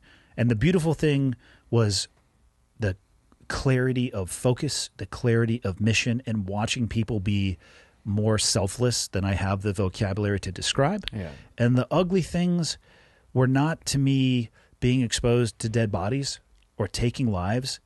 It was actually watching how horrendous human beings can be to each other. Yeah. The shit that I saw both Iraqis and Afghanis do to each other, and specifically to kids, I don't have the vocabulary to describe that either. But both of those experiences, it's you know, the lenses on my life are not as dark as that, but I can no longer look at the world through a clear set of glass, if that makes sense. It changes the perspective. It has, for me, I can only speak for myself, but it changed for me the perspective on how I view the world. And I think for a better, because I'm actually a little bit more tolerant of a lot of things that I think people get frustrated about. I think I have a little bit, and I'm not perfect at this. I could go down a very long list of things that don't matter that I've gotten pissed off about in my life, probably in the recent past. But on a lot of issues, I think it just rounds it a little bit. It's like, you know what? Today's going to be okay, even though that happened. My latte was a little bit cold. Yeah. I'm not going to throw it at the guy behind the counter, but fuck you. Take it easy, buddy. Yeah. Yeah, I feel the same. It does that for sure. Like, there's the appreciation part of it. Like, there's so many things in my life where I live. There's a bunch of things that I appreciate. There's a bunch of things that I believe because I see where really terrible decisions can bring a country or a population. And then there's like just some things are not as big of a deal as we like to make them, when there's other things that are way bigger of a deal happening all over the place. Yeah. Have you ever heard the term dark night of the soul? Yes. So where did I hear this recently? I don't know. I heard it from my sister-in-law. I think. I'm pretty sure. But essentially, the dark night of the soul is when you experience the worst thing that's ever happened in your life. And as a child, that happens every day. Because you wake up and something that has never happened to you, and maybe it's stubbing your toe. Yeah. That's your dark night of the soul. And you lose your shit. We live in such a soft world that sometimes people getting cut off in traffic appears to be their dark night of the soul. Yeah. And when you have a dark night of the soul, you lose your shit. Yeah. Yeah. The experiences that we have, I think it helps us experience less dark nights of the soul. Because I've had some pretty shitty experiences in afternoons / evenings, early mornings. So it's tough. I still scream sometimes when I get cut off in traffic, Yeah. but I don't pit the person and then drag him out of their car and beat him to death, you know? Well, that's good. Because it's not the dark night of the soul. Yeah. And I also don't think, even if it was your dark night of the soul, please don't do what I just said, because I'm being metaphorical, not literal. But again, the experiences that you have, they shape who you are going forward. And Yeah, for sure. there are so many conversations about war are framed through only the negatives, and there are a litany of negatives. But I truly believe that I am a better person because of the experiences that I had, good and bad. Yeah. Watching the selflessness, being put into positions voluntarily where you have an instant to decide whether or not you're going to take a life, and you can tell that the life that you are deciding whether or not you're going to take is at a very early age, or maybe it's a woman or wherever it may be. And that leaves an impression on you for the rest of your life, but I think you can still become a better version of yourself because of those experiences. I think it's more about what you do with those experiences than the experiences themselves. Yeah, for sure. I think, and I was going to say that is, all of the experiences, even whatever your day-to-day routine is, the traffic route you take, and if you get cut off, everything, it's all these inputs that create kind of who you are. But I think even more than that, it's like you said, it's how you process it all. You know what I mean? Like, we could have the exact same thing happen to us, and we could both process it completely differently. And I've seen that many times. Be completely different people on the other end of it. Yeah. So yeah, I definitely agree with that. So how did your career progress at the unit from there? I did that tour, and then I asked. So that would have been, I got back in 2011, and I asked to go on our unit's sniper course. So I wanted to spend some time in the squadron, try and catch up to the level that the guys were at. And then I wanted to get some breaching experience, which I did. And then I knew that I wanted to go to snipers when I got there. I didn't want to ask right away. So this now would have been a couple of years that I was in the squadron, and I asked to go do the sniper course. So they have an additional level of selection for the snipers there? Yeah, so it's just a different course. There's not another selection. It's just it's another course internally run. Okay. Did you have to be have a recce or a sniper background previously? No. Okay, so they can do it all in house. They can take somebody who was not a sniper and turn them into one, for lack of a better word. And there's similarities in the courses, kind of broken down into shooting and fieldcraft stuff. And but it was just it was not nearly the same in like kind of a conventional sniper course where there was a lot more yelling and a lot more other things. And then this one was very much like the snipers teaching it wanted you to be a good sniper. Like, here's the tools you need. Now the standards are high, so make sure you're giving her. But like, they want good snipers to come work at snipers. It was more gentleman than like my reg force one. Well, they could also tailor it to the specific role that the unit does. Yeah. I get asked often, what's the difference between a JSOC unit and a SOCOM unit? Because it's the same people, right? They come from the same communities. And my answer is it's a much more narrow mission set, so they can spend a lot more time focusing on that. And the recce cell at that command can then dovetail their training to align with that smaller mission set. You don't have to do all the... Because I look at the traditional SEAL sniper school that I went through, and I actually have no idea what they even teach now. I know they integrated a lot of digital stuff, pictures and transmission, which is great. A great skill to have. They did not... I think we had digital cameras when I went through. They definitely sucked. It was like a 0.5 megapixel probably. Yeah, I don't remember if we did any of that on my reg force. We didn't. I actually don't think we had the capability to do so. I mean, we had SATCOM radio.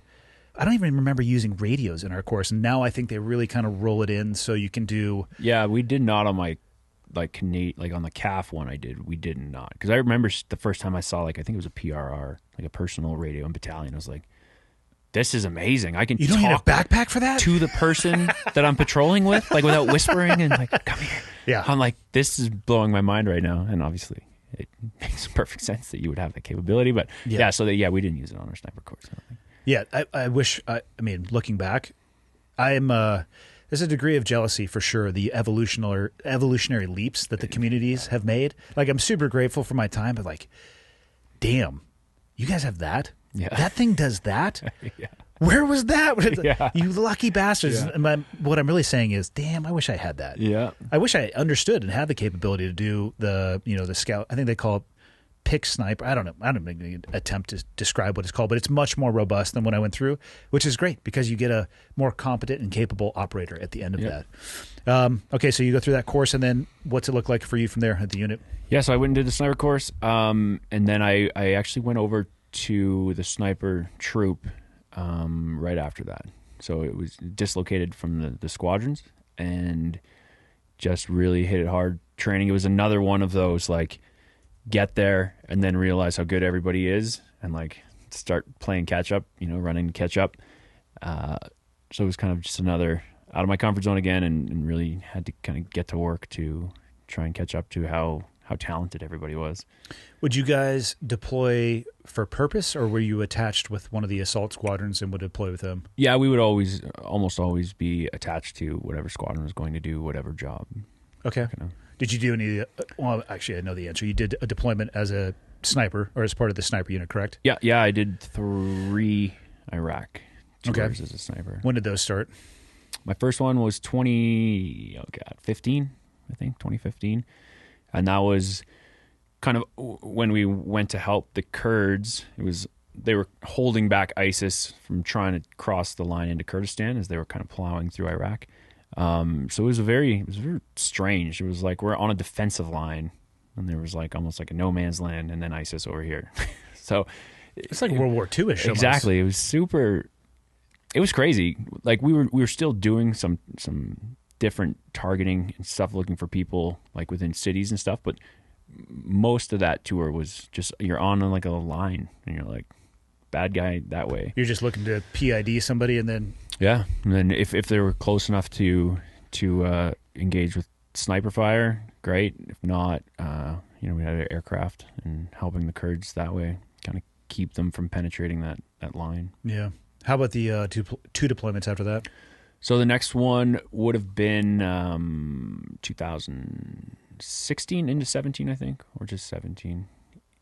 Either way, it was in Iraq again, but we had now. So from that line that we did most of the fighting on and supporting on in my first tour, I could see like Mosul way off in the background. And the next tour, ISIS had been pushed back to the other side of the river in Mosul. So now it was friendlier on our side, and bad guys were now across the river for the most part. And that one was then trying to get into Mosul and support as the Iraqis wanted to continue to push them out of the rest of the city. So that one was more into the city and supporting that way. And how about the third one? The third one,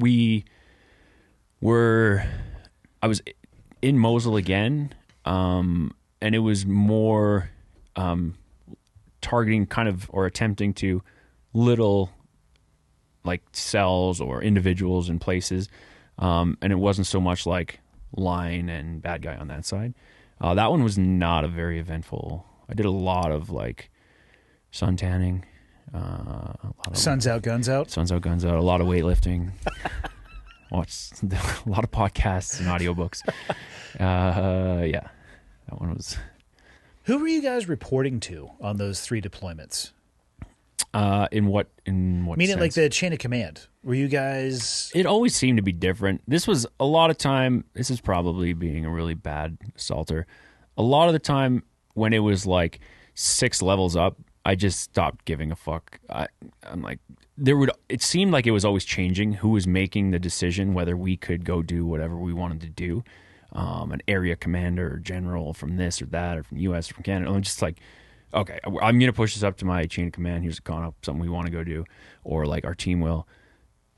And it would like come back yes or no, or like, okay, let's figure out a different way. And so all of that, I stopped. I stopped caring. I don't know. It just seemed like it was always changing as the space that we were fighting in would change or go to someone else's territory, or there would be like an Iraqi general versus a Kurdish someone. And I don't know. I found it all stuff that just frustrated me more than anything. How much, in those years that you're talking about, obviously the U.S. had announced long before then, hey, we're removing ourselves from the country.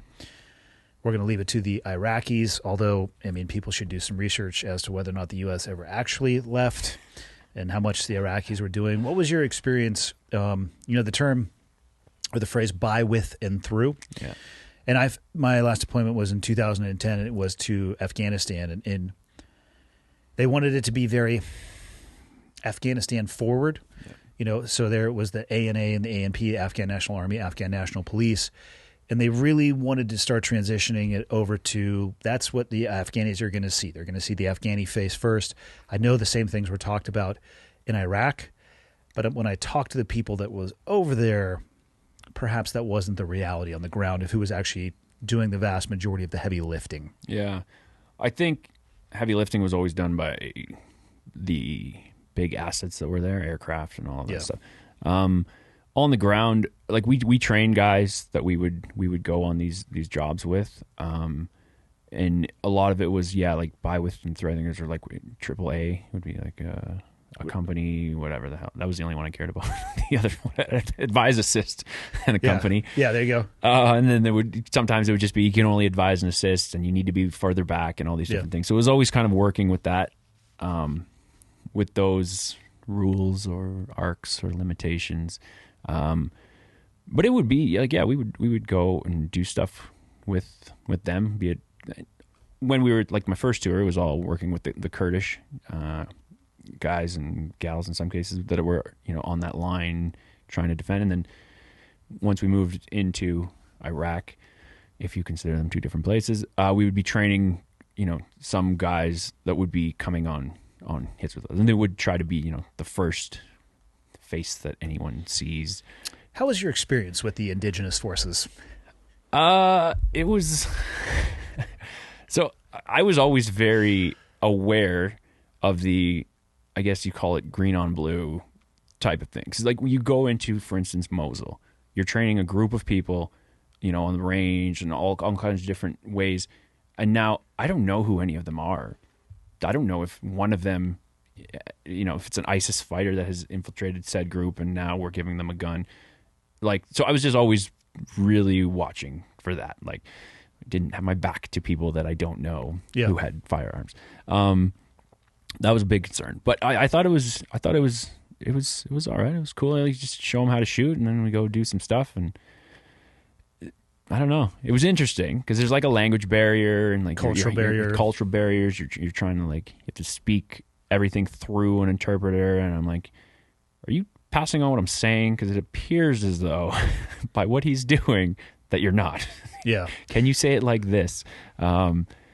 But it was. I thought it was a cool experience too. I had very drastically different experiences. There were some of the local forces, both in Iraq and Afghanistan, that were spectacular. Like they seemed to have an equal level of commitment to fighting for their country as any of the coalition forces that were over there. And then there was the other side of that, and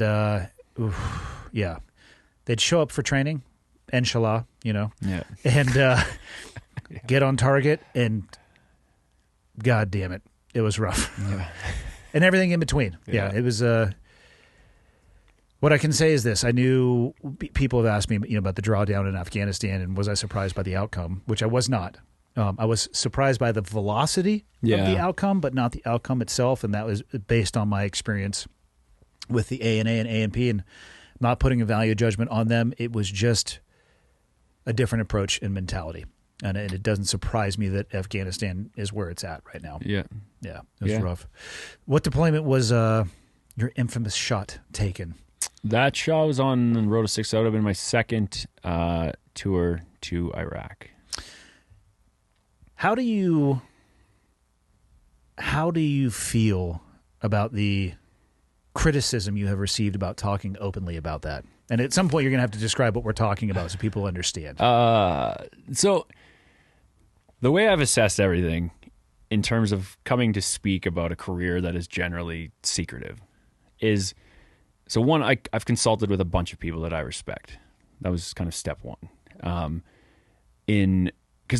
So we in the military like to use the term Opsec, and then whoever's saying it, they like to say it encompasses whatever the hell they want without any real common sense, from what I've seen. So I looked at, recruiting videos, things that are already public, knowledge that the government themselves have put out. And I say, okay, if I'm going to go talk about something, is it going to harm anyone? For like our guys, that's number one for me. Opsec is, okay, is this going to be a harmful thing to someone that's deployed right now, or going to be? And if the answer is no, or like, okay, the next thing, okay, is it going to give away something in a capability that isn't already public knowledge? Those are kind of the ways I look at it. So there's criticism that comes. So like for this story, for instance, talking about how our team made that long shot. Tell the story, if you will. There we were. I was just going to say, you better start with, there's only two ways. It's either there we were, or no shit, there we were. Yeah. No shit, there we were. So we ended up, this was the tour I was saying where we got into Mosul and ISIS was on the other side of the river. There was a big hotel structure on the riverbank, the Nineveh Hotel, and our deck commander at the time. So there's our deck commander, I was a 2IC, and we had two other dudes in the deck. So it was a four-man sniper team. As soon as we got there, our deck commander had his eye on this hotel. He's like, "That's the biggest building. I want to be in that building, and I want to be on the top floor at some point." And this was new. We didn't get there till a little while after we'd already been in country. Was it abandoned? No. So the hotel was not a luxury hotel when we got there. So that's so weird. It in Mosul, not 5 stars. I think at one point it had a good rating. I saw pictures online where I'm like, "Wow, it was beautiful." It was no longer beautiful. Depending on the lens you're looking through. I don't know if it would have mattered the lens. So but the sunrises were nice. The sunsets were perfect. Nice. You're not looking at the hotel in that perspective. You're looking from the hotel outward. This is true. So we ended up going. Now, there was an Iraqi force that had a position on I think it was the 4th floor. So that was kind of part of the link up we did in order to even just go to look at the place. And then we ended up taking the top floor.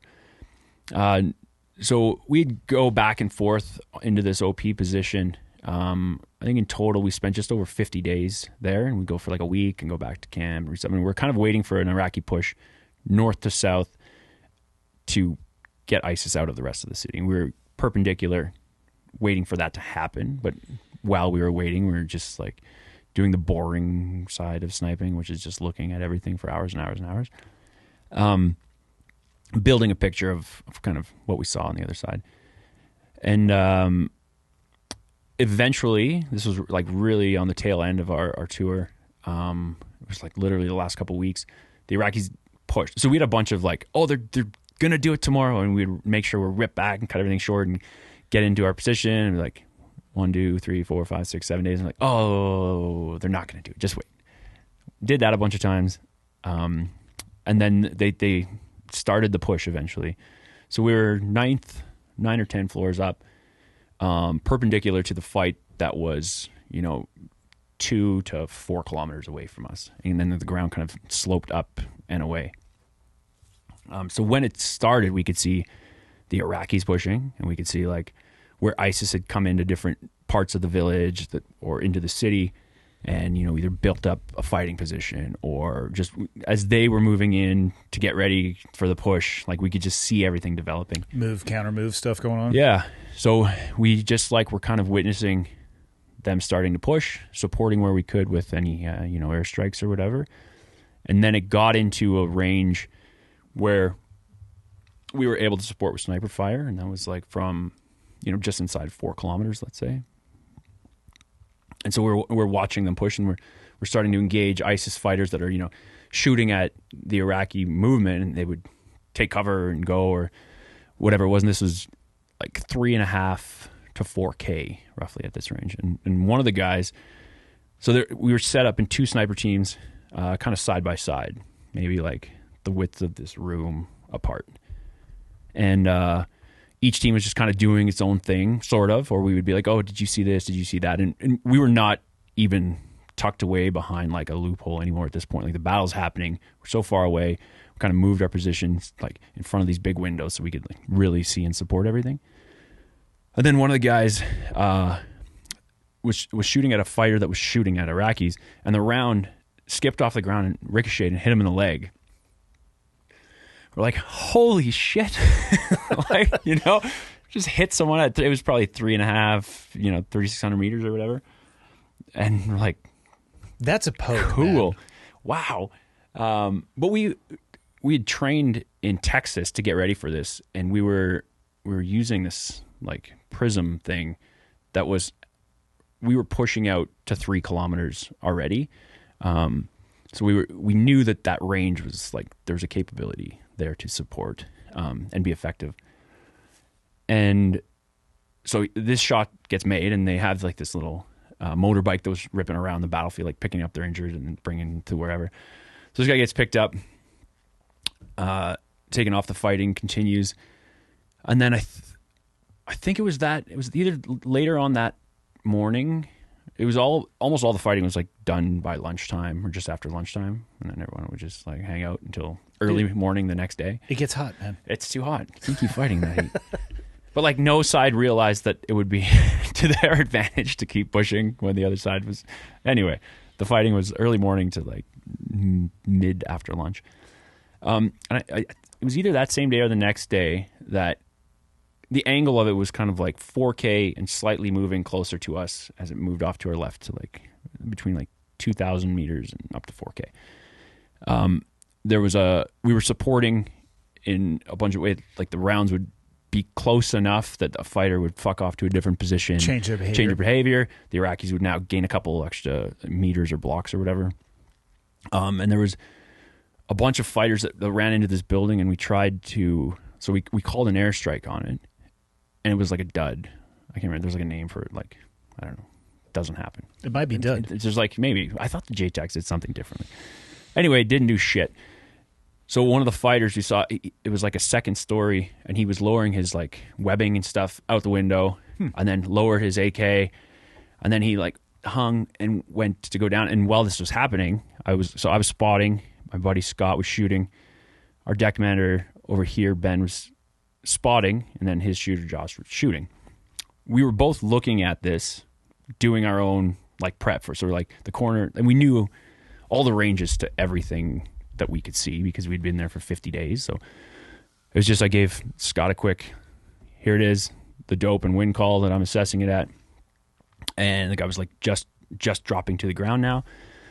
He gives me a standby. I said, send it. They were doing the same thing at the same time. So 2 rounds go out like almost simultaneously. Not coordinated. That is a coordinated thing you can do. Yeah. Not coordinated. And one of them kills the guy, and one lands like maybe a 0.5 mil to the left. 0.5 mil is a lot at 4K. It's a lot. So it's probably like 3.5. So we're looking at like 2 meters probably off to one side. And the guy goes down, obviously, because it's a 50 cal round. We're like, fucking hit. Yeah. Crazy. We don't know whose bullet it is. It was a Simo, so one of them did, because at that point... Clearly it was your team's. Yeah, 100%. Wasn't those fucking guys. Well, none of those other people are here, so obviously it was yours. Yeah, I could just hijack then the story. I stepped over and pulled the trigger for him. I can hijack the story and make it so I'm a superhero. But no, because you're shooting, like the culmination point is super... Like you can't spot the swirl the whole time for a 3.5... No, it's going to arc and fall 3.5 well out of your... shot. Yeah, so... None of us had eyes on like the bullet the whole time. Like, you know, from shooting, if you're shooting at 300 meters, you can see the trace, swirl, the trace all the way to the target. And you're like, that hit right in the middle of the target or whatever. So yeah, one of the bullets hit this guy at 3.5K. So there'd been questions and things like, you know, was it a first round kill shot at that range? That's impossible. We had already been firing that day, so the guns were on, the wind calls, we knew, like that stuff. Yeah. We had that knowledge. This call was a first round hit. Yeah.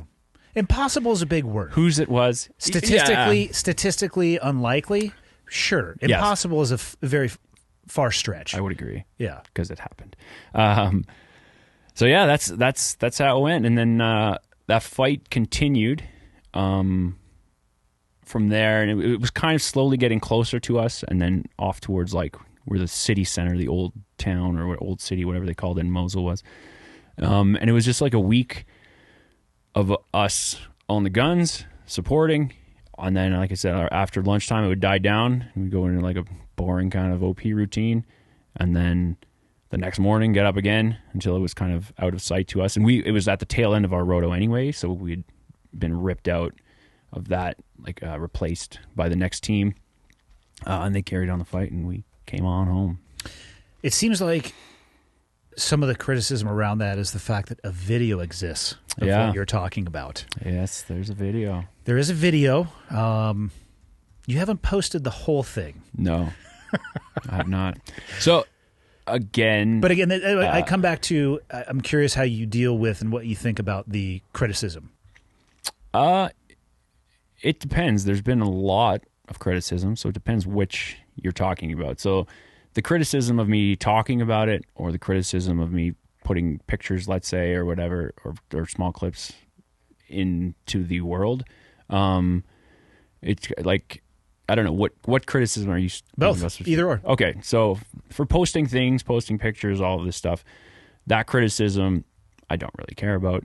Well, does it come a lot from your previous peers in the unit? Not a lot. So like I said, before any of this next career thing that I'm doing, which is music, but I'm also talking about a part of my life that was a large part of my life. And I think there's a lot, from what I'm seeing and what I'm hearing from people outside of the criticism, a lot of people are finding a lot of value in it. From people being inspired and wanting to go like serve the country. Different chats and posts and podcasts, people sending me emails that are just like, this has helped so much. That, or even music, songs that I've written or whatever that just have connected with people. All of that is amazing to hear and see. The trade-off is like, there's a picture of me in multicam in some place and someone doesn't like it. Like, too bad. Yeah. That I don't care about. I compare it to like when I'm going to post something, I'll look at like a recruiting video that, the unit has already put out. I'm like, okay, there's nothing here that isn't already open source or whatever. I don't know. There's opinions probably on I'm using it to benefit myself, my next career, whatever it is. And I am. But the actual argument of, is there something that's an operational security breach? I don't think so. When I look at it from the lens of, is it endangering someone or giving out a secret or something? Like, because there's stuff that I obviously leave out. Yeah. That I've assessed are things that could be an operational security concern. So the criticism, I don't know. I don't really care about it. I mean, is it wrong for somebody to use their previous experiences as a continued, I don't want to say springboard or catapult forward in their future life, but as a building block? That's probably a better word, in their future life. I don't think there's anything wrong with it, as long as you don't, what you're talking about, as long as you are TTPs, tactics, techniques, and procedures. Are you viewing what you're putting out there and using it through the lens of protecting the modern era warfighter? Are you exposing those things? And if you're not, I think, one, you're never going to be able to please anybody. Like, let's just start there. Yeah, please everybody. Like, forget about it. So it doesn't even matter if you, like, you will post pictures of you wearing multicam playing a guitar. Yeah. I'm sure, fucking piece of shit. Why is it always got to be about you? It's like, whoa, dude. Take it easy. Yeah. I was just up on the mountain skiing 2 days ago. A guy was head to toe multicam. I'm going to tell you, I'm making a judgment of a book by its cover. All right. Yeah. The only team this guy ever served on was MEAL Team 6. All right. He was like a gravy seal at best. So, like, and here's the thing, like, anybody can wear that shit. I don't know if those are common terms here, but that's funny as shit. I've never heard that before. Okay. It's like, you can buy this shit on the internet, right? And yeah. You used to wear that camouflage pattern in the execution of your job.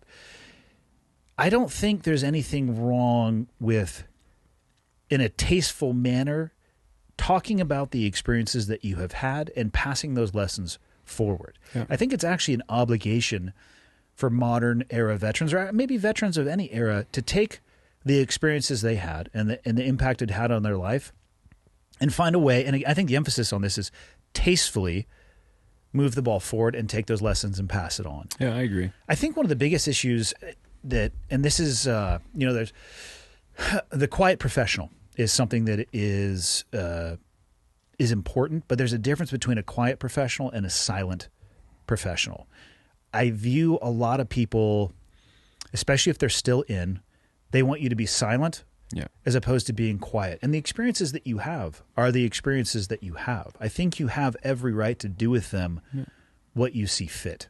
I agree. And I see critics being also extremely hypocritical. Like the fact that, let's say I put it in a country song or I put it on my website or something or social media, I know there's people that are criticizing that have used their experiences, stories, deployments, all these things to get positions in a company, to get positions in a school, to go to a certain program.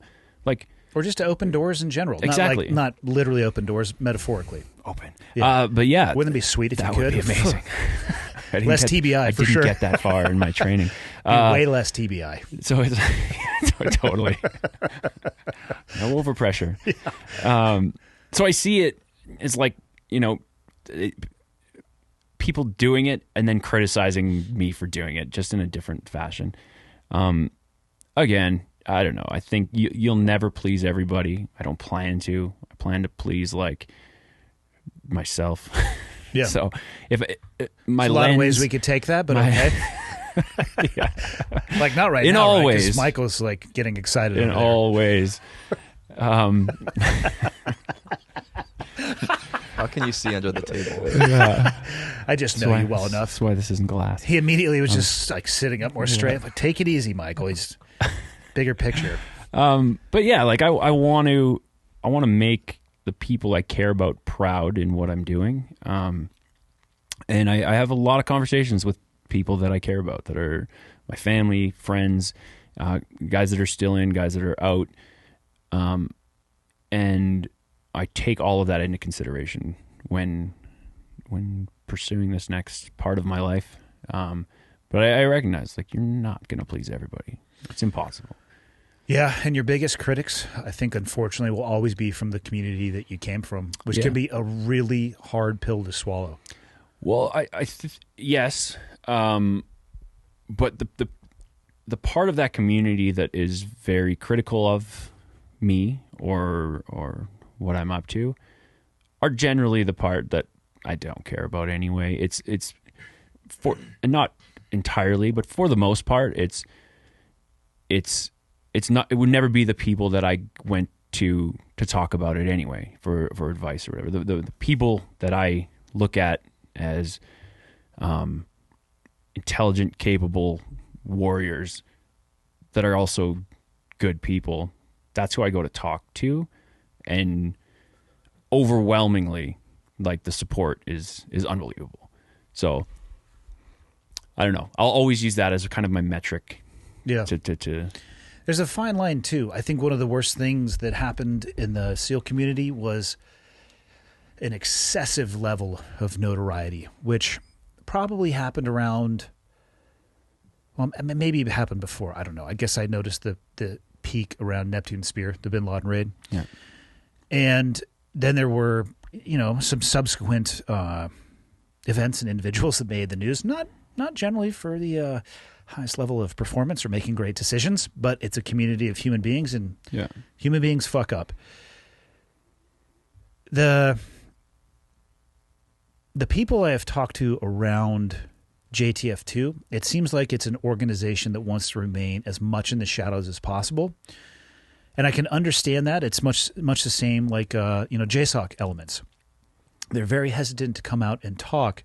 And I think that the balance is really tough, because there is a way to talk about what the job is and what has been done in a way that doesn't put anybody at risk. Because again, you view it through the lens of like, okay, there are people right now that we both know overseas doing the job, and it'll continue to be that way, and almost nobody will know about them. Yeah. Am I doing anything that's putting them at risk? No. Okay.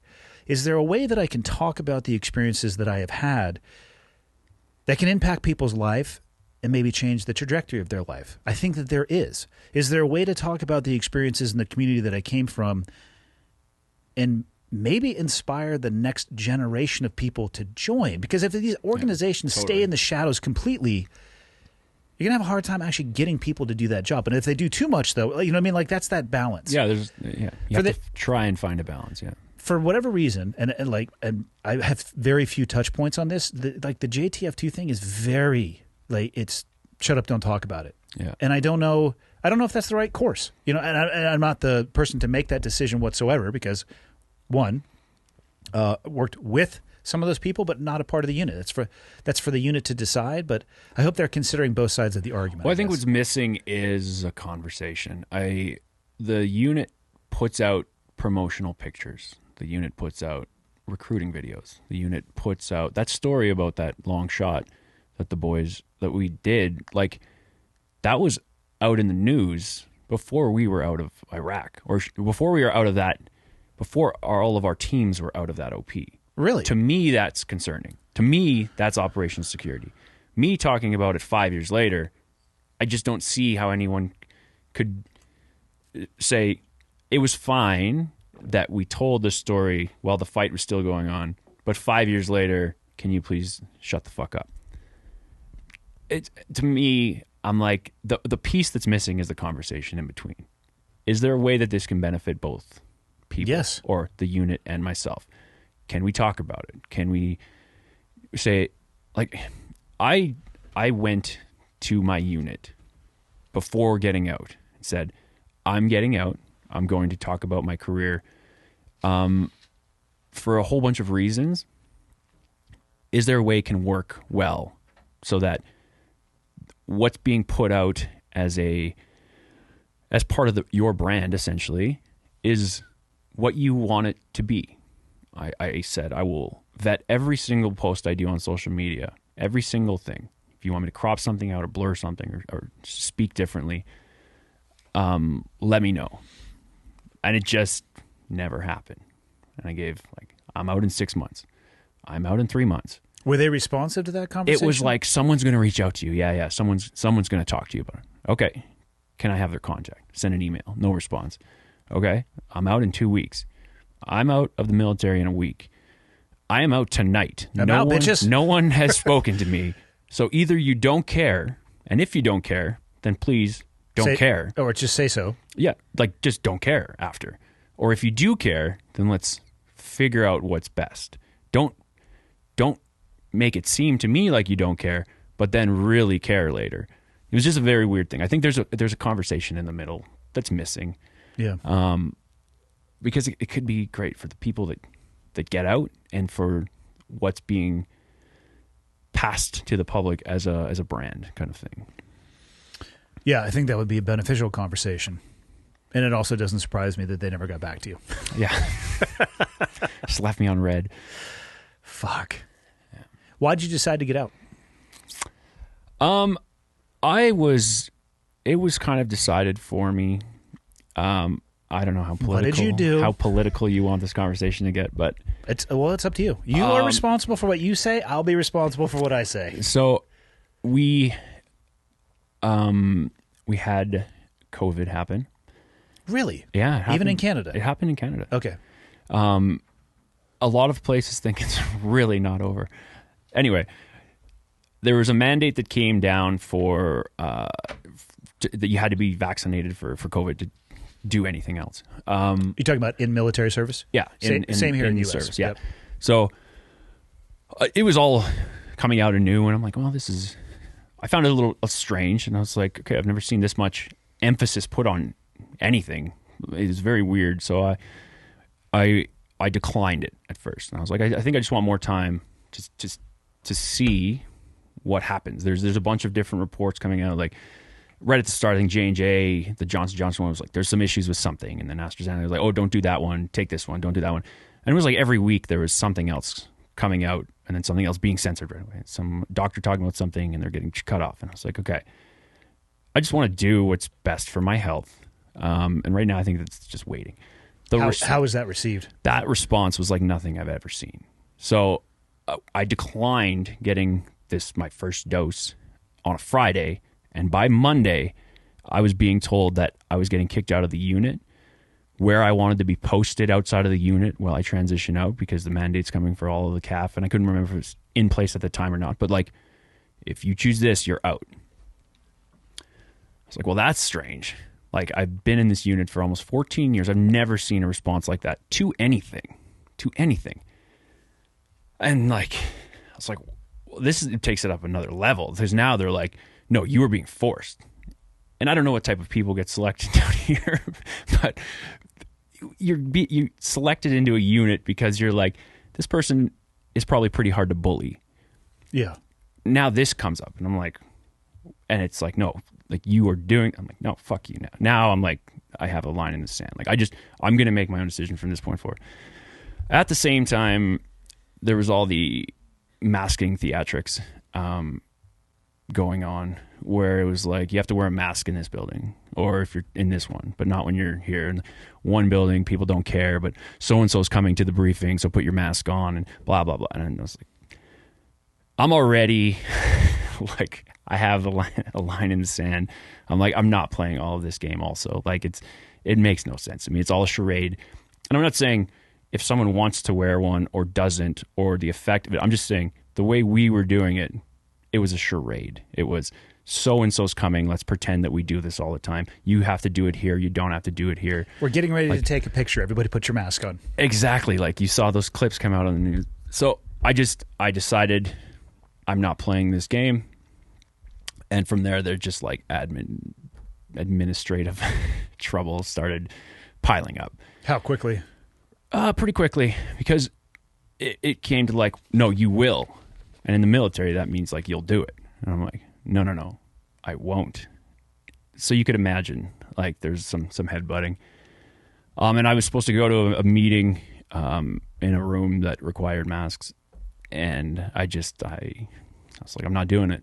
So there was a conversation, and then like almost an order, and I got kicked out before I even got into this meeting. I got kicked out of this particular building, and that was the last day my pass ever worked at Dwyer Hill Training Center. Yeah.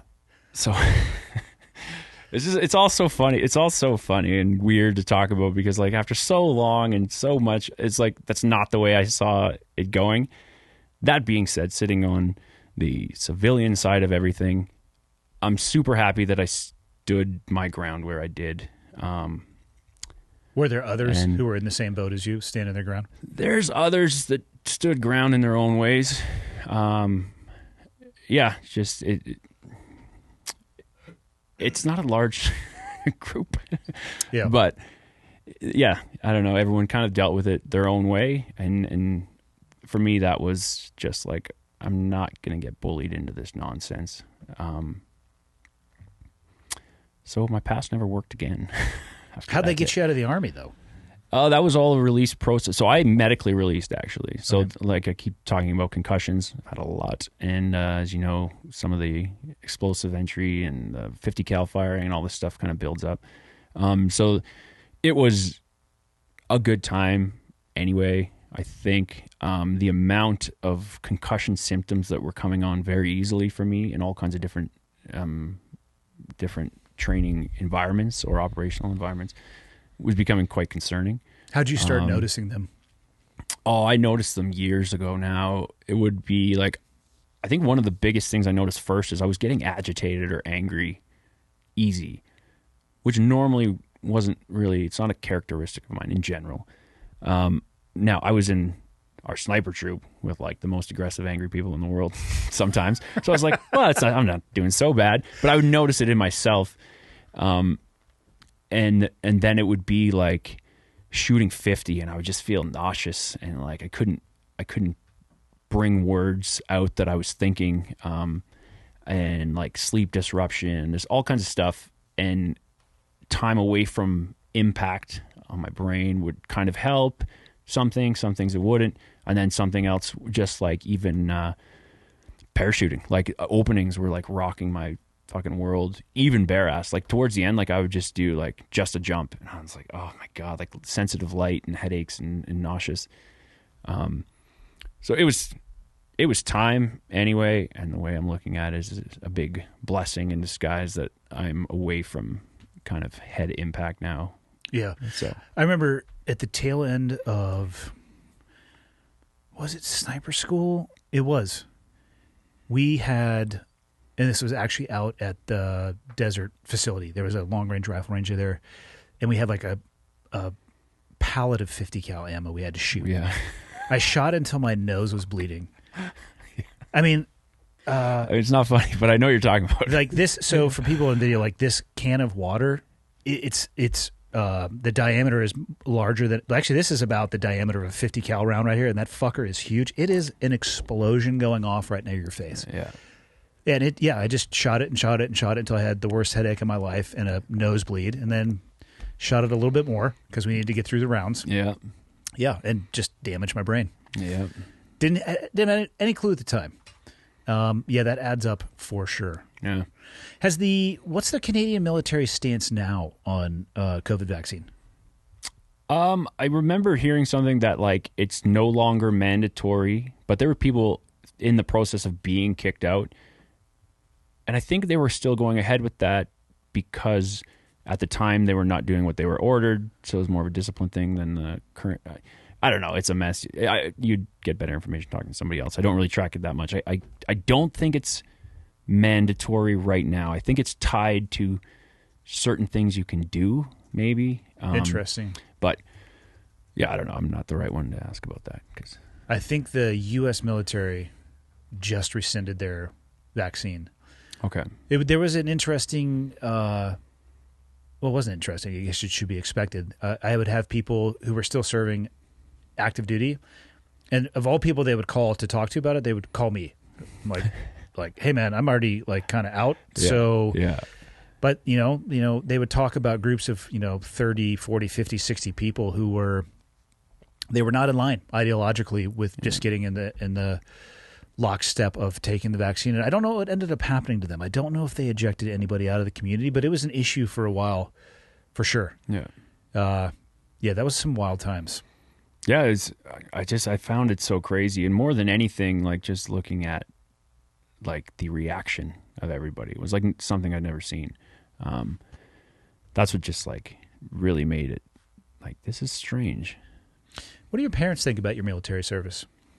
They're very proud of it. My mom has worried some days and nights for sure. Yeah.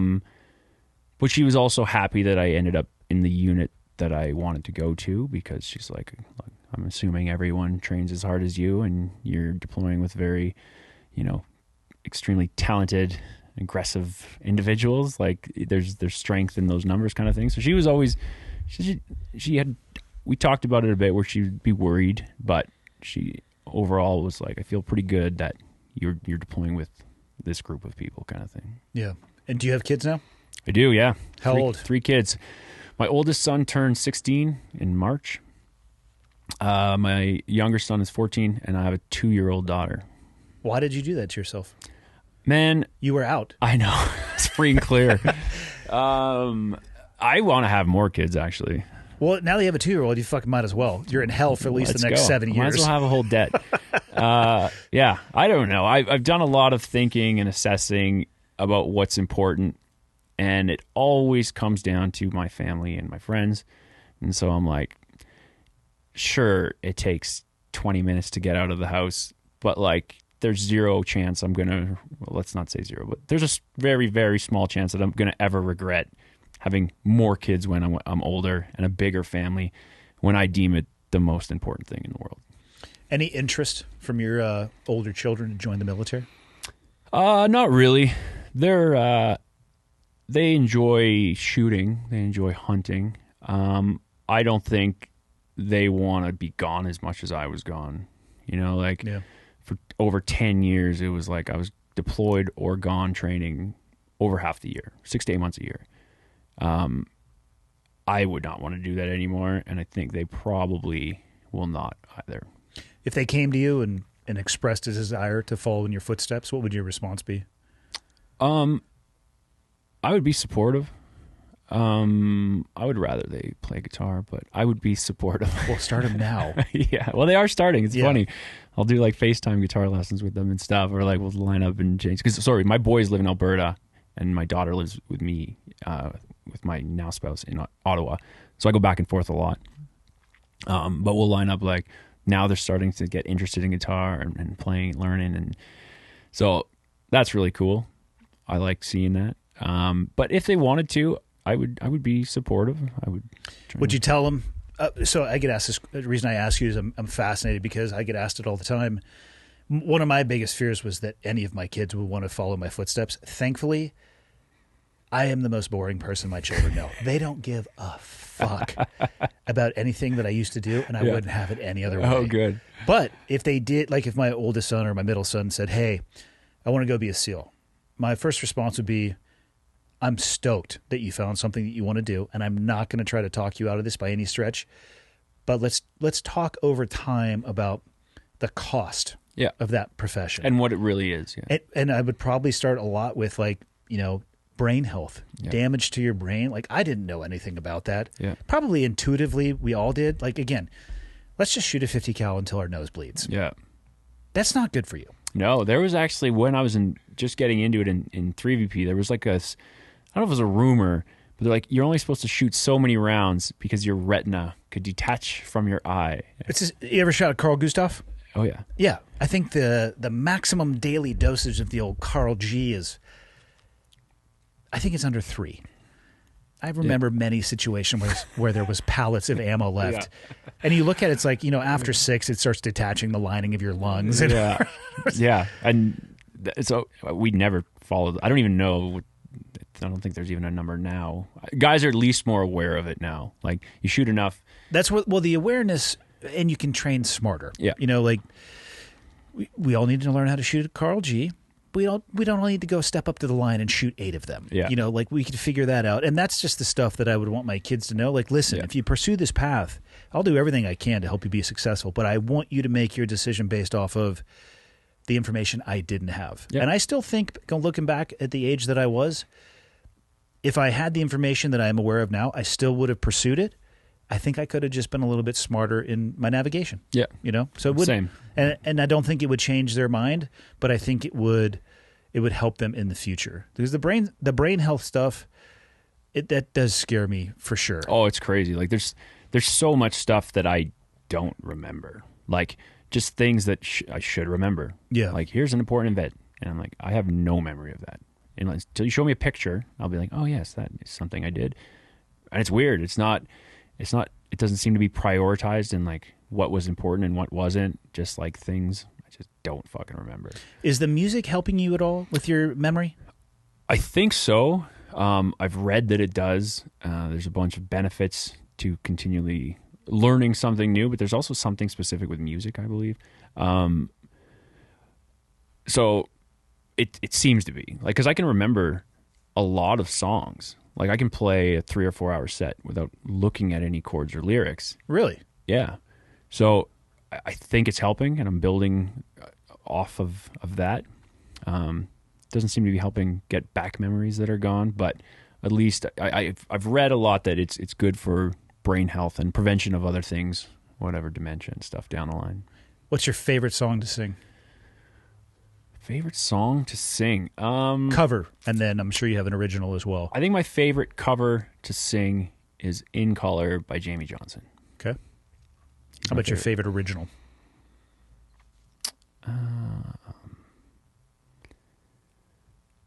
That changes all the time. I don't know.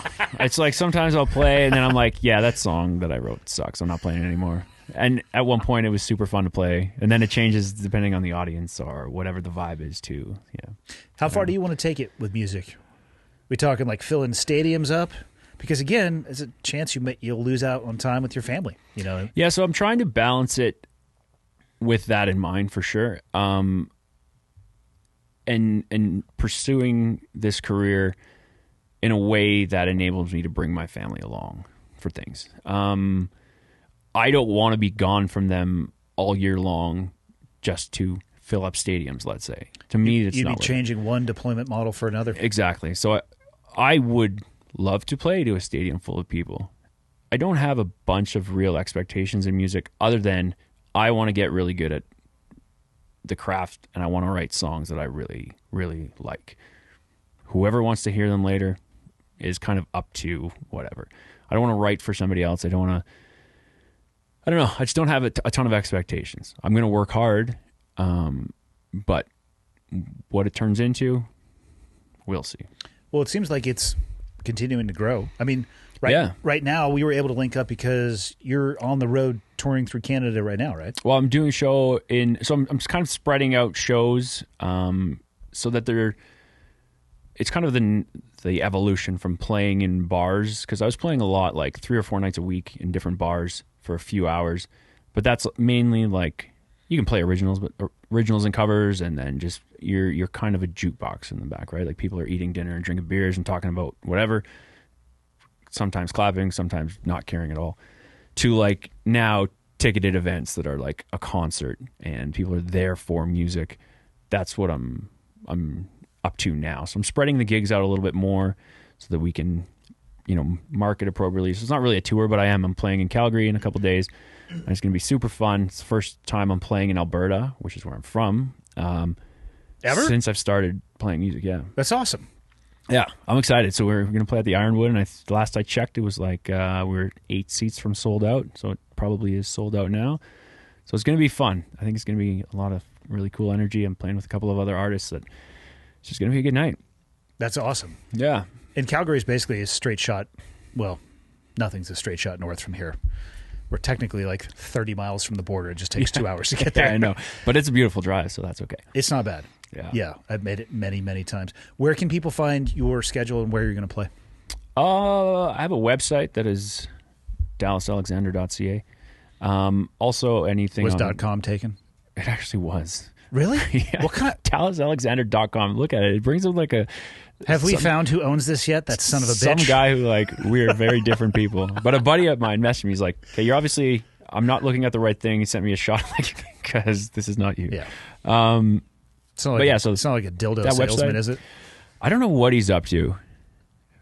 It would be pretty funny if I might actually even link it to my website if that was the case. This is where you can find me. And then Instagram is at I am Dallas Alexander. Facebook's Dallas Alexander Music. It's kind of all around there. I think if you search Dallas Alexander, you're going to find me or the dildo salesman. So maybe both, depending on what you want to do. There he is. This is the dildo salesman. There's dallasalexander.com. Time and knowledge are the most valuable assets in this world. Not money. Money is a tool to achieve these valuable assets in our lives. I don't like this guy. That guy's a first sergeant. So there we go. Meal Team 6. There's the real. There we go. There we go. dallasalexander.ca. How dare you wear camo, sir? Yeah. That's like Yeti camo. Is that the hat you're wearing right now? No, this is Similar another pattern, one. So yeah. these hats are super cool. I was looking for a camouflage pattern hat like that one. Yeah. I looked everywhere. That reminds me of the camo that's on Yeti tumblers, and it might be proprietary. They're like their camo. Well, this is before that. So I found a collection of that one, this one, and like this orange camo hat in the small town that I went to high school, in this crazy store that's like full of a bunch of antiques and junk. And it was like I don't even know why I walked in, but I'd been on like a month-long search to try and find a sweet hat like that or this. I go into this store, no one's even working. I'm like, hello? So I wander around, there's this hat rack with all these like old vintage like hunting hats. And it's like $8. Like, hello? I would really like to buy these. So like Leaving I took cash and walking. I did. out of the I took 3 hats and I was like, they're $8 a piece, but I'll leave $40. That's probably pretty fair. They're probably going to be pretty happy. And I left a little note. I bought 3 hats. Here's the cash. And then like these ones I put like some of my like merch little dude on. But so now they're like my favorite hats. Yeah. I'm fascinated to understand the business model of that store. I mean, their margins are great because they're not paying shit for overhead because I don't think they had anybody on staff. No, and I paid more than they were asking anyway. Yeah, well, that's the move. Yeah. You got to leave no question that the hats were paid for. Yeah. Okay. Man, I need to look into that model. Just leave your cash here with a note of what you took, and we'll just trust you. That's right. It's going to work out great in my favor. What are you the most excited about right now in your life? I'm excited the most about having time to spend with my family. It's so fucking precious. Like I really, really, appreciate it. After having been gone for so long, all of it, even if it's doing nothing, I love it. Yeah. Yeah. Yeah, I feel the same. You know, dildo guy. Sorry, whatever your name is, you're going to be dildo guy. He is right. Money is not the end all be all. I went through a phase in my life where I certainly thought that it was. Yeah. And in the famous words of Tony Stark, no amount of money ever bought a single second of time, or however I just fucked that quote up. But it's true. Yeah. It is. It's one of the things that I value the most. And to me, at this point, like wealth to me means I can choose what I do with my time. Exactly. It's not a car Yeah. or a whatever. Fill in this shiny object thing. It took me a while to get there. Yeah. I bought a lot of dumb shit thinking it was the answer. Oh, yeah. And I fucking loved every second of it. You had to take that path to get where you are. have to take. So there are some paths you have to walk down to realize, like, this was just stupid. Even though everybody told me along the way, it's just stupid. There's enough warning signs that I ignored. Yeah. It's like people who want to marry strippers. Like, listen, you're making a mistake. Maybe she does love you, but she tells other people she loves them too. She's just a very loving person. Yeah. Hey, I don't know. Everybody. I guess you got to get your way through med school, however. That's right. No judgment of strippers. You do you. Yeah. What do you want to close it out with, man? I'll get you. I know you got to do a drive north, so I'll get you back on the road. I'll close it out by saying thanks for having me. Yeah, man. I was super pumped to come down here and talk. It's like I said, the drive was beautiful. I enjoyed all of it, listening to the music and podcasts on the way down. So I'm grateful. Thanks for having me over for a chat. My pleasure, man. It's actually what I enjoy most about social media is one day a bunch of people tagged me in one of your posts and we were like connected later that afternoon, chatting back and forth. Yeah, it's one of the benefits. Just about everything else sucks about social media. Most of it I wish I had at most a flip phone that I could barely text on, but whatever. Yes, but then we wouldn't be sitting here today. So. That's right. Hell, awesome, man. Thank you for the time. Thank you.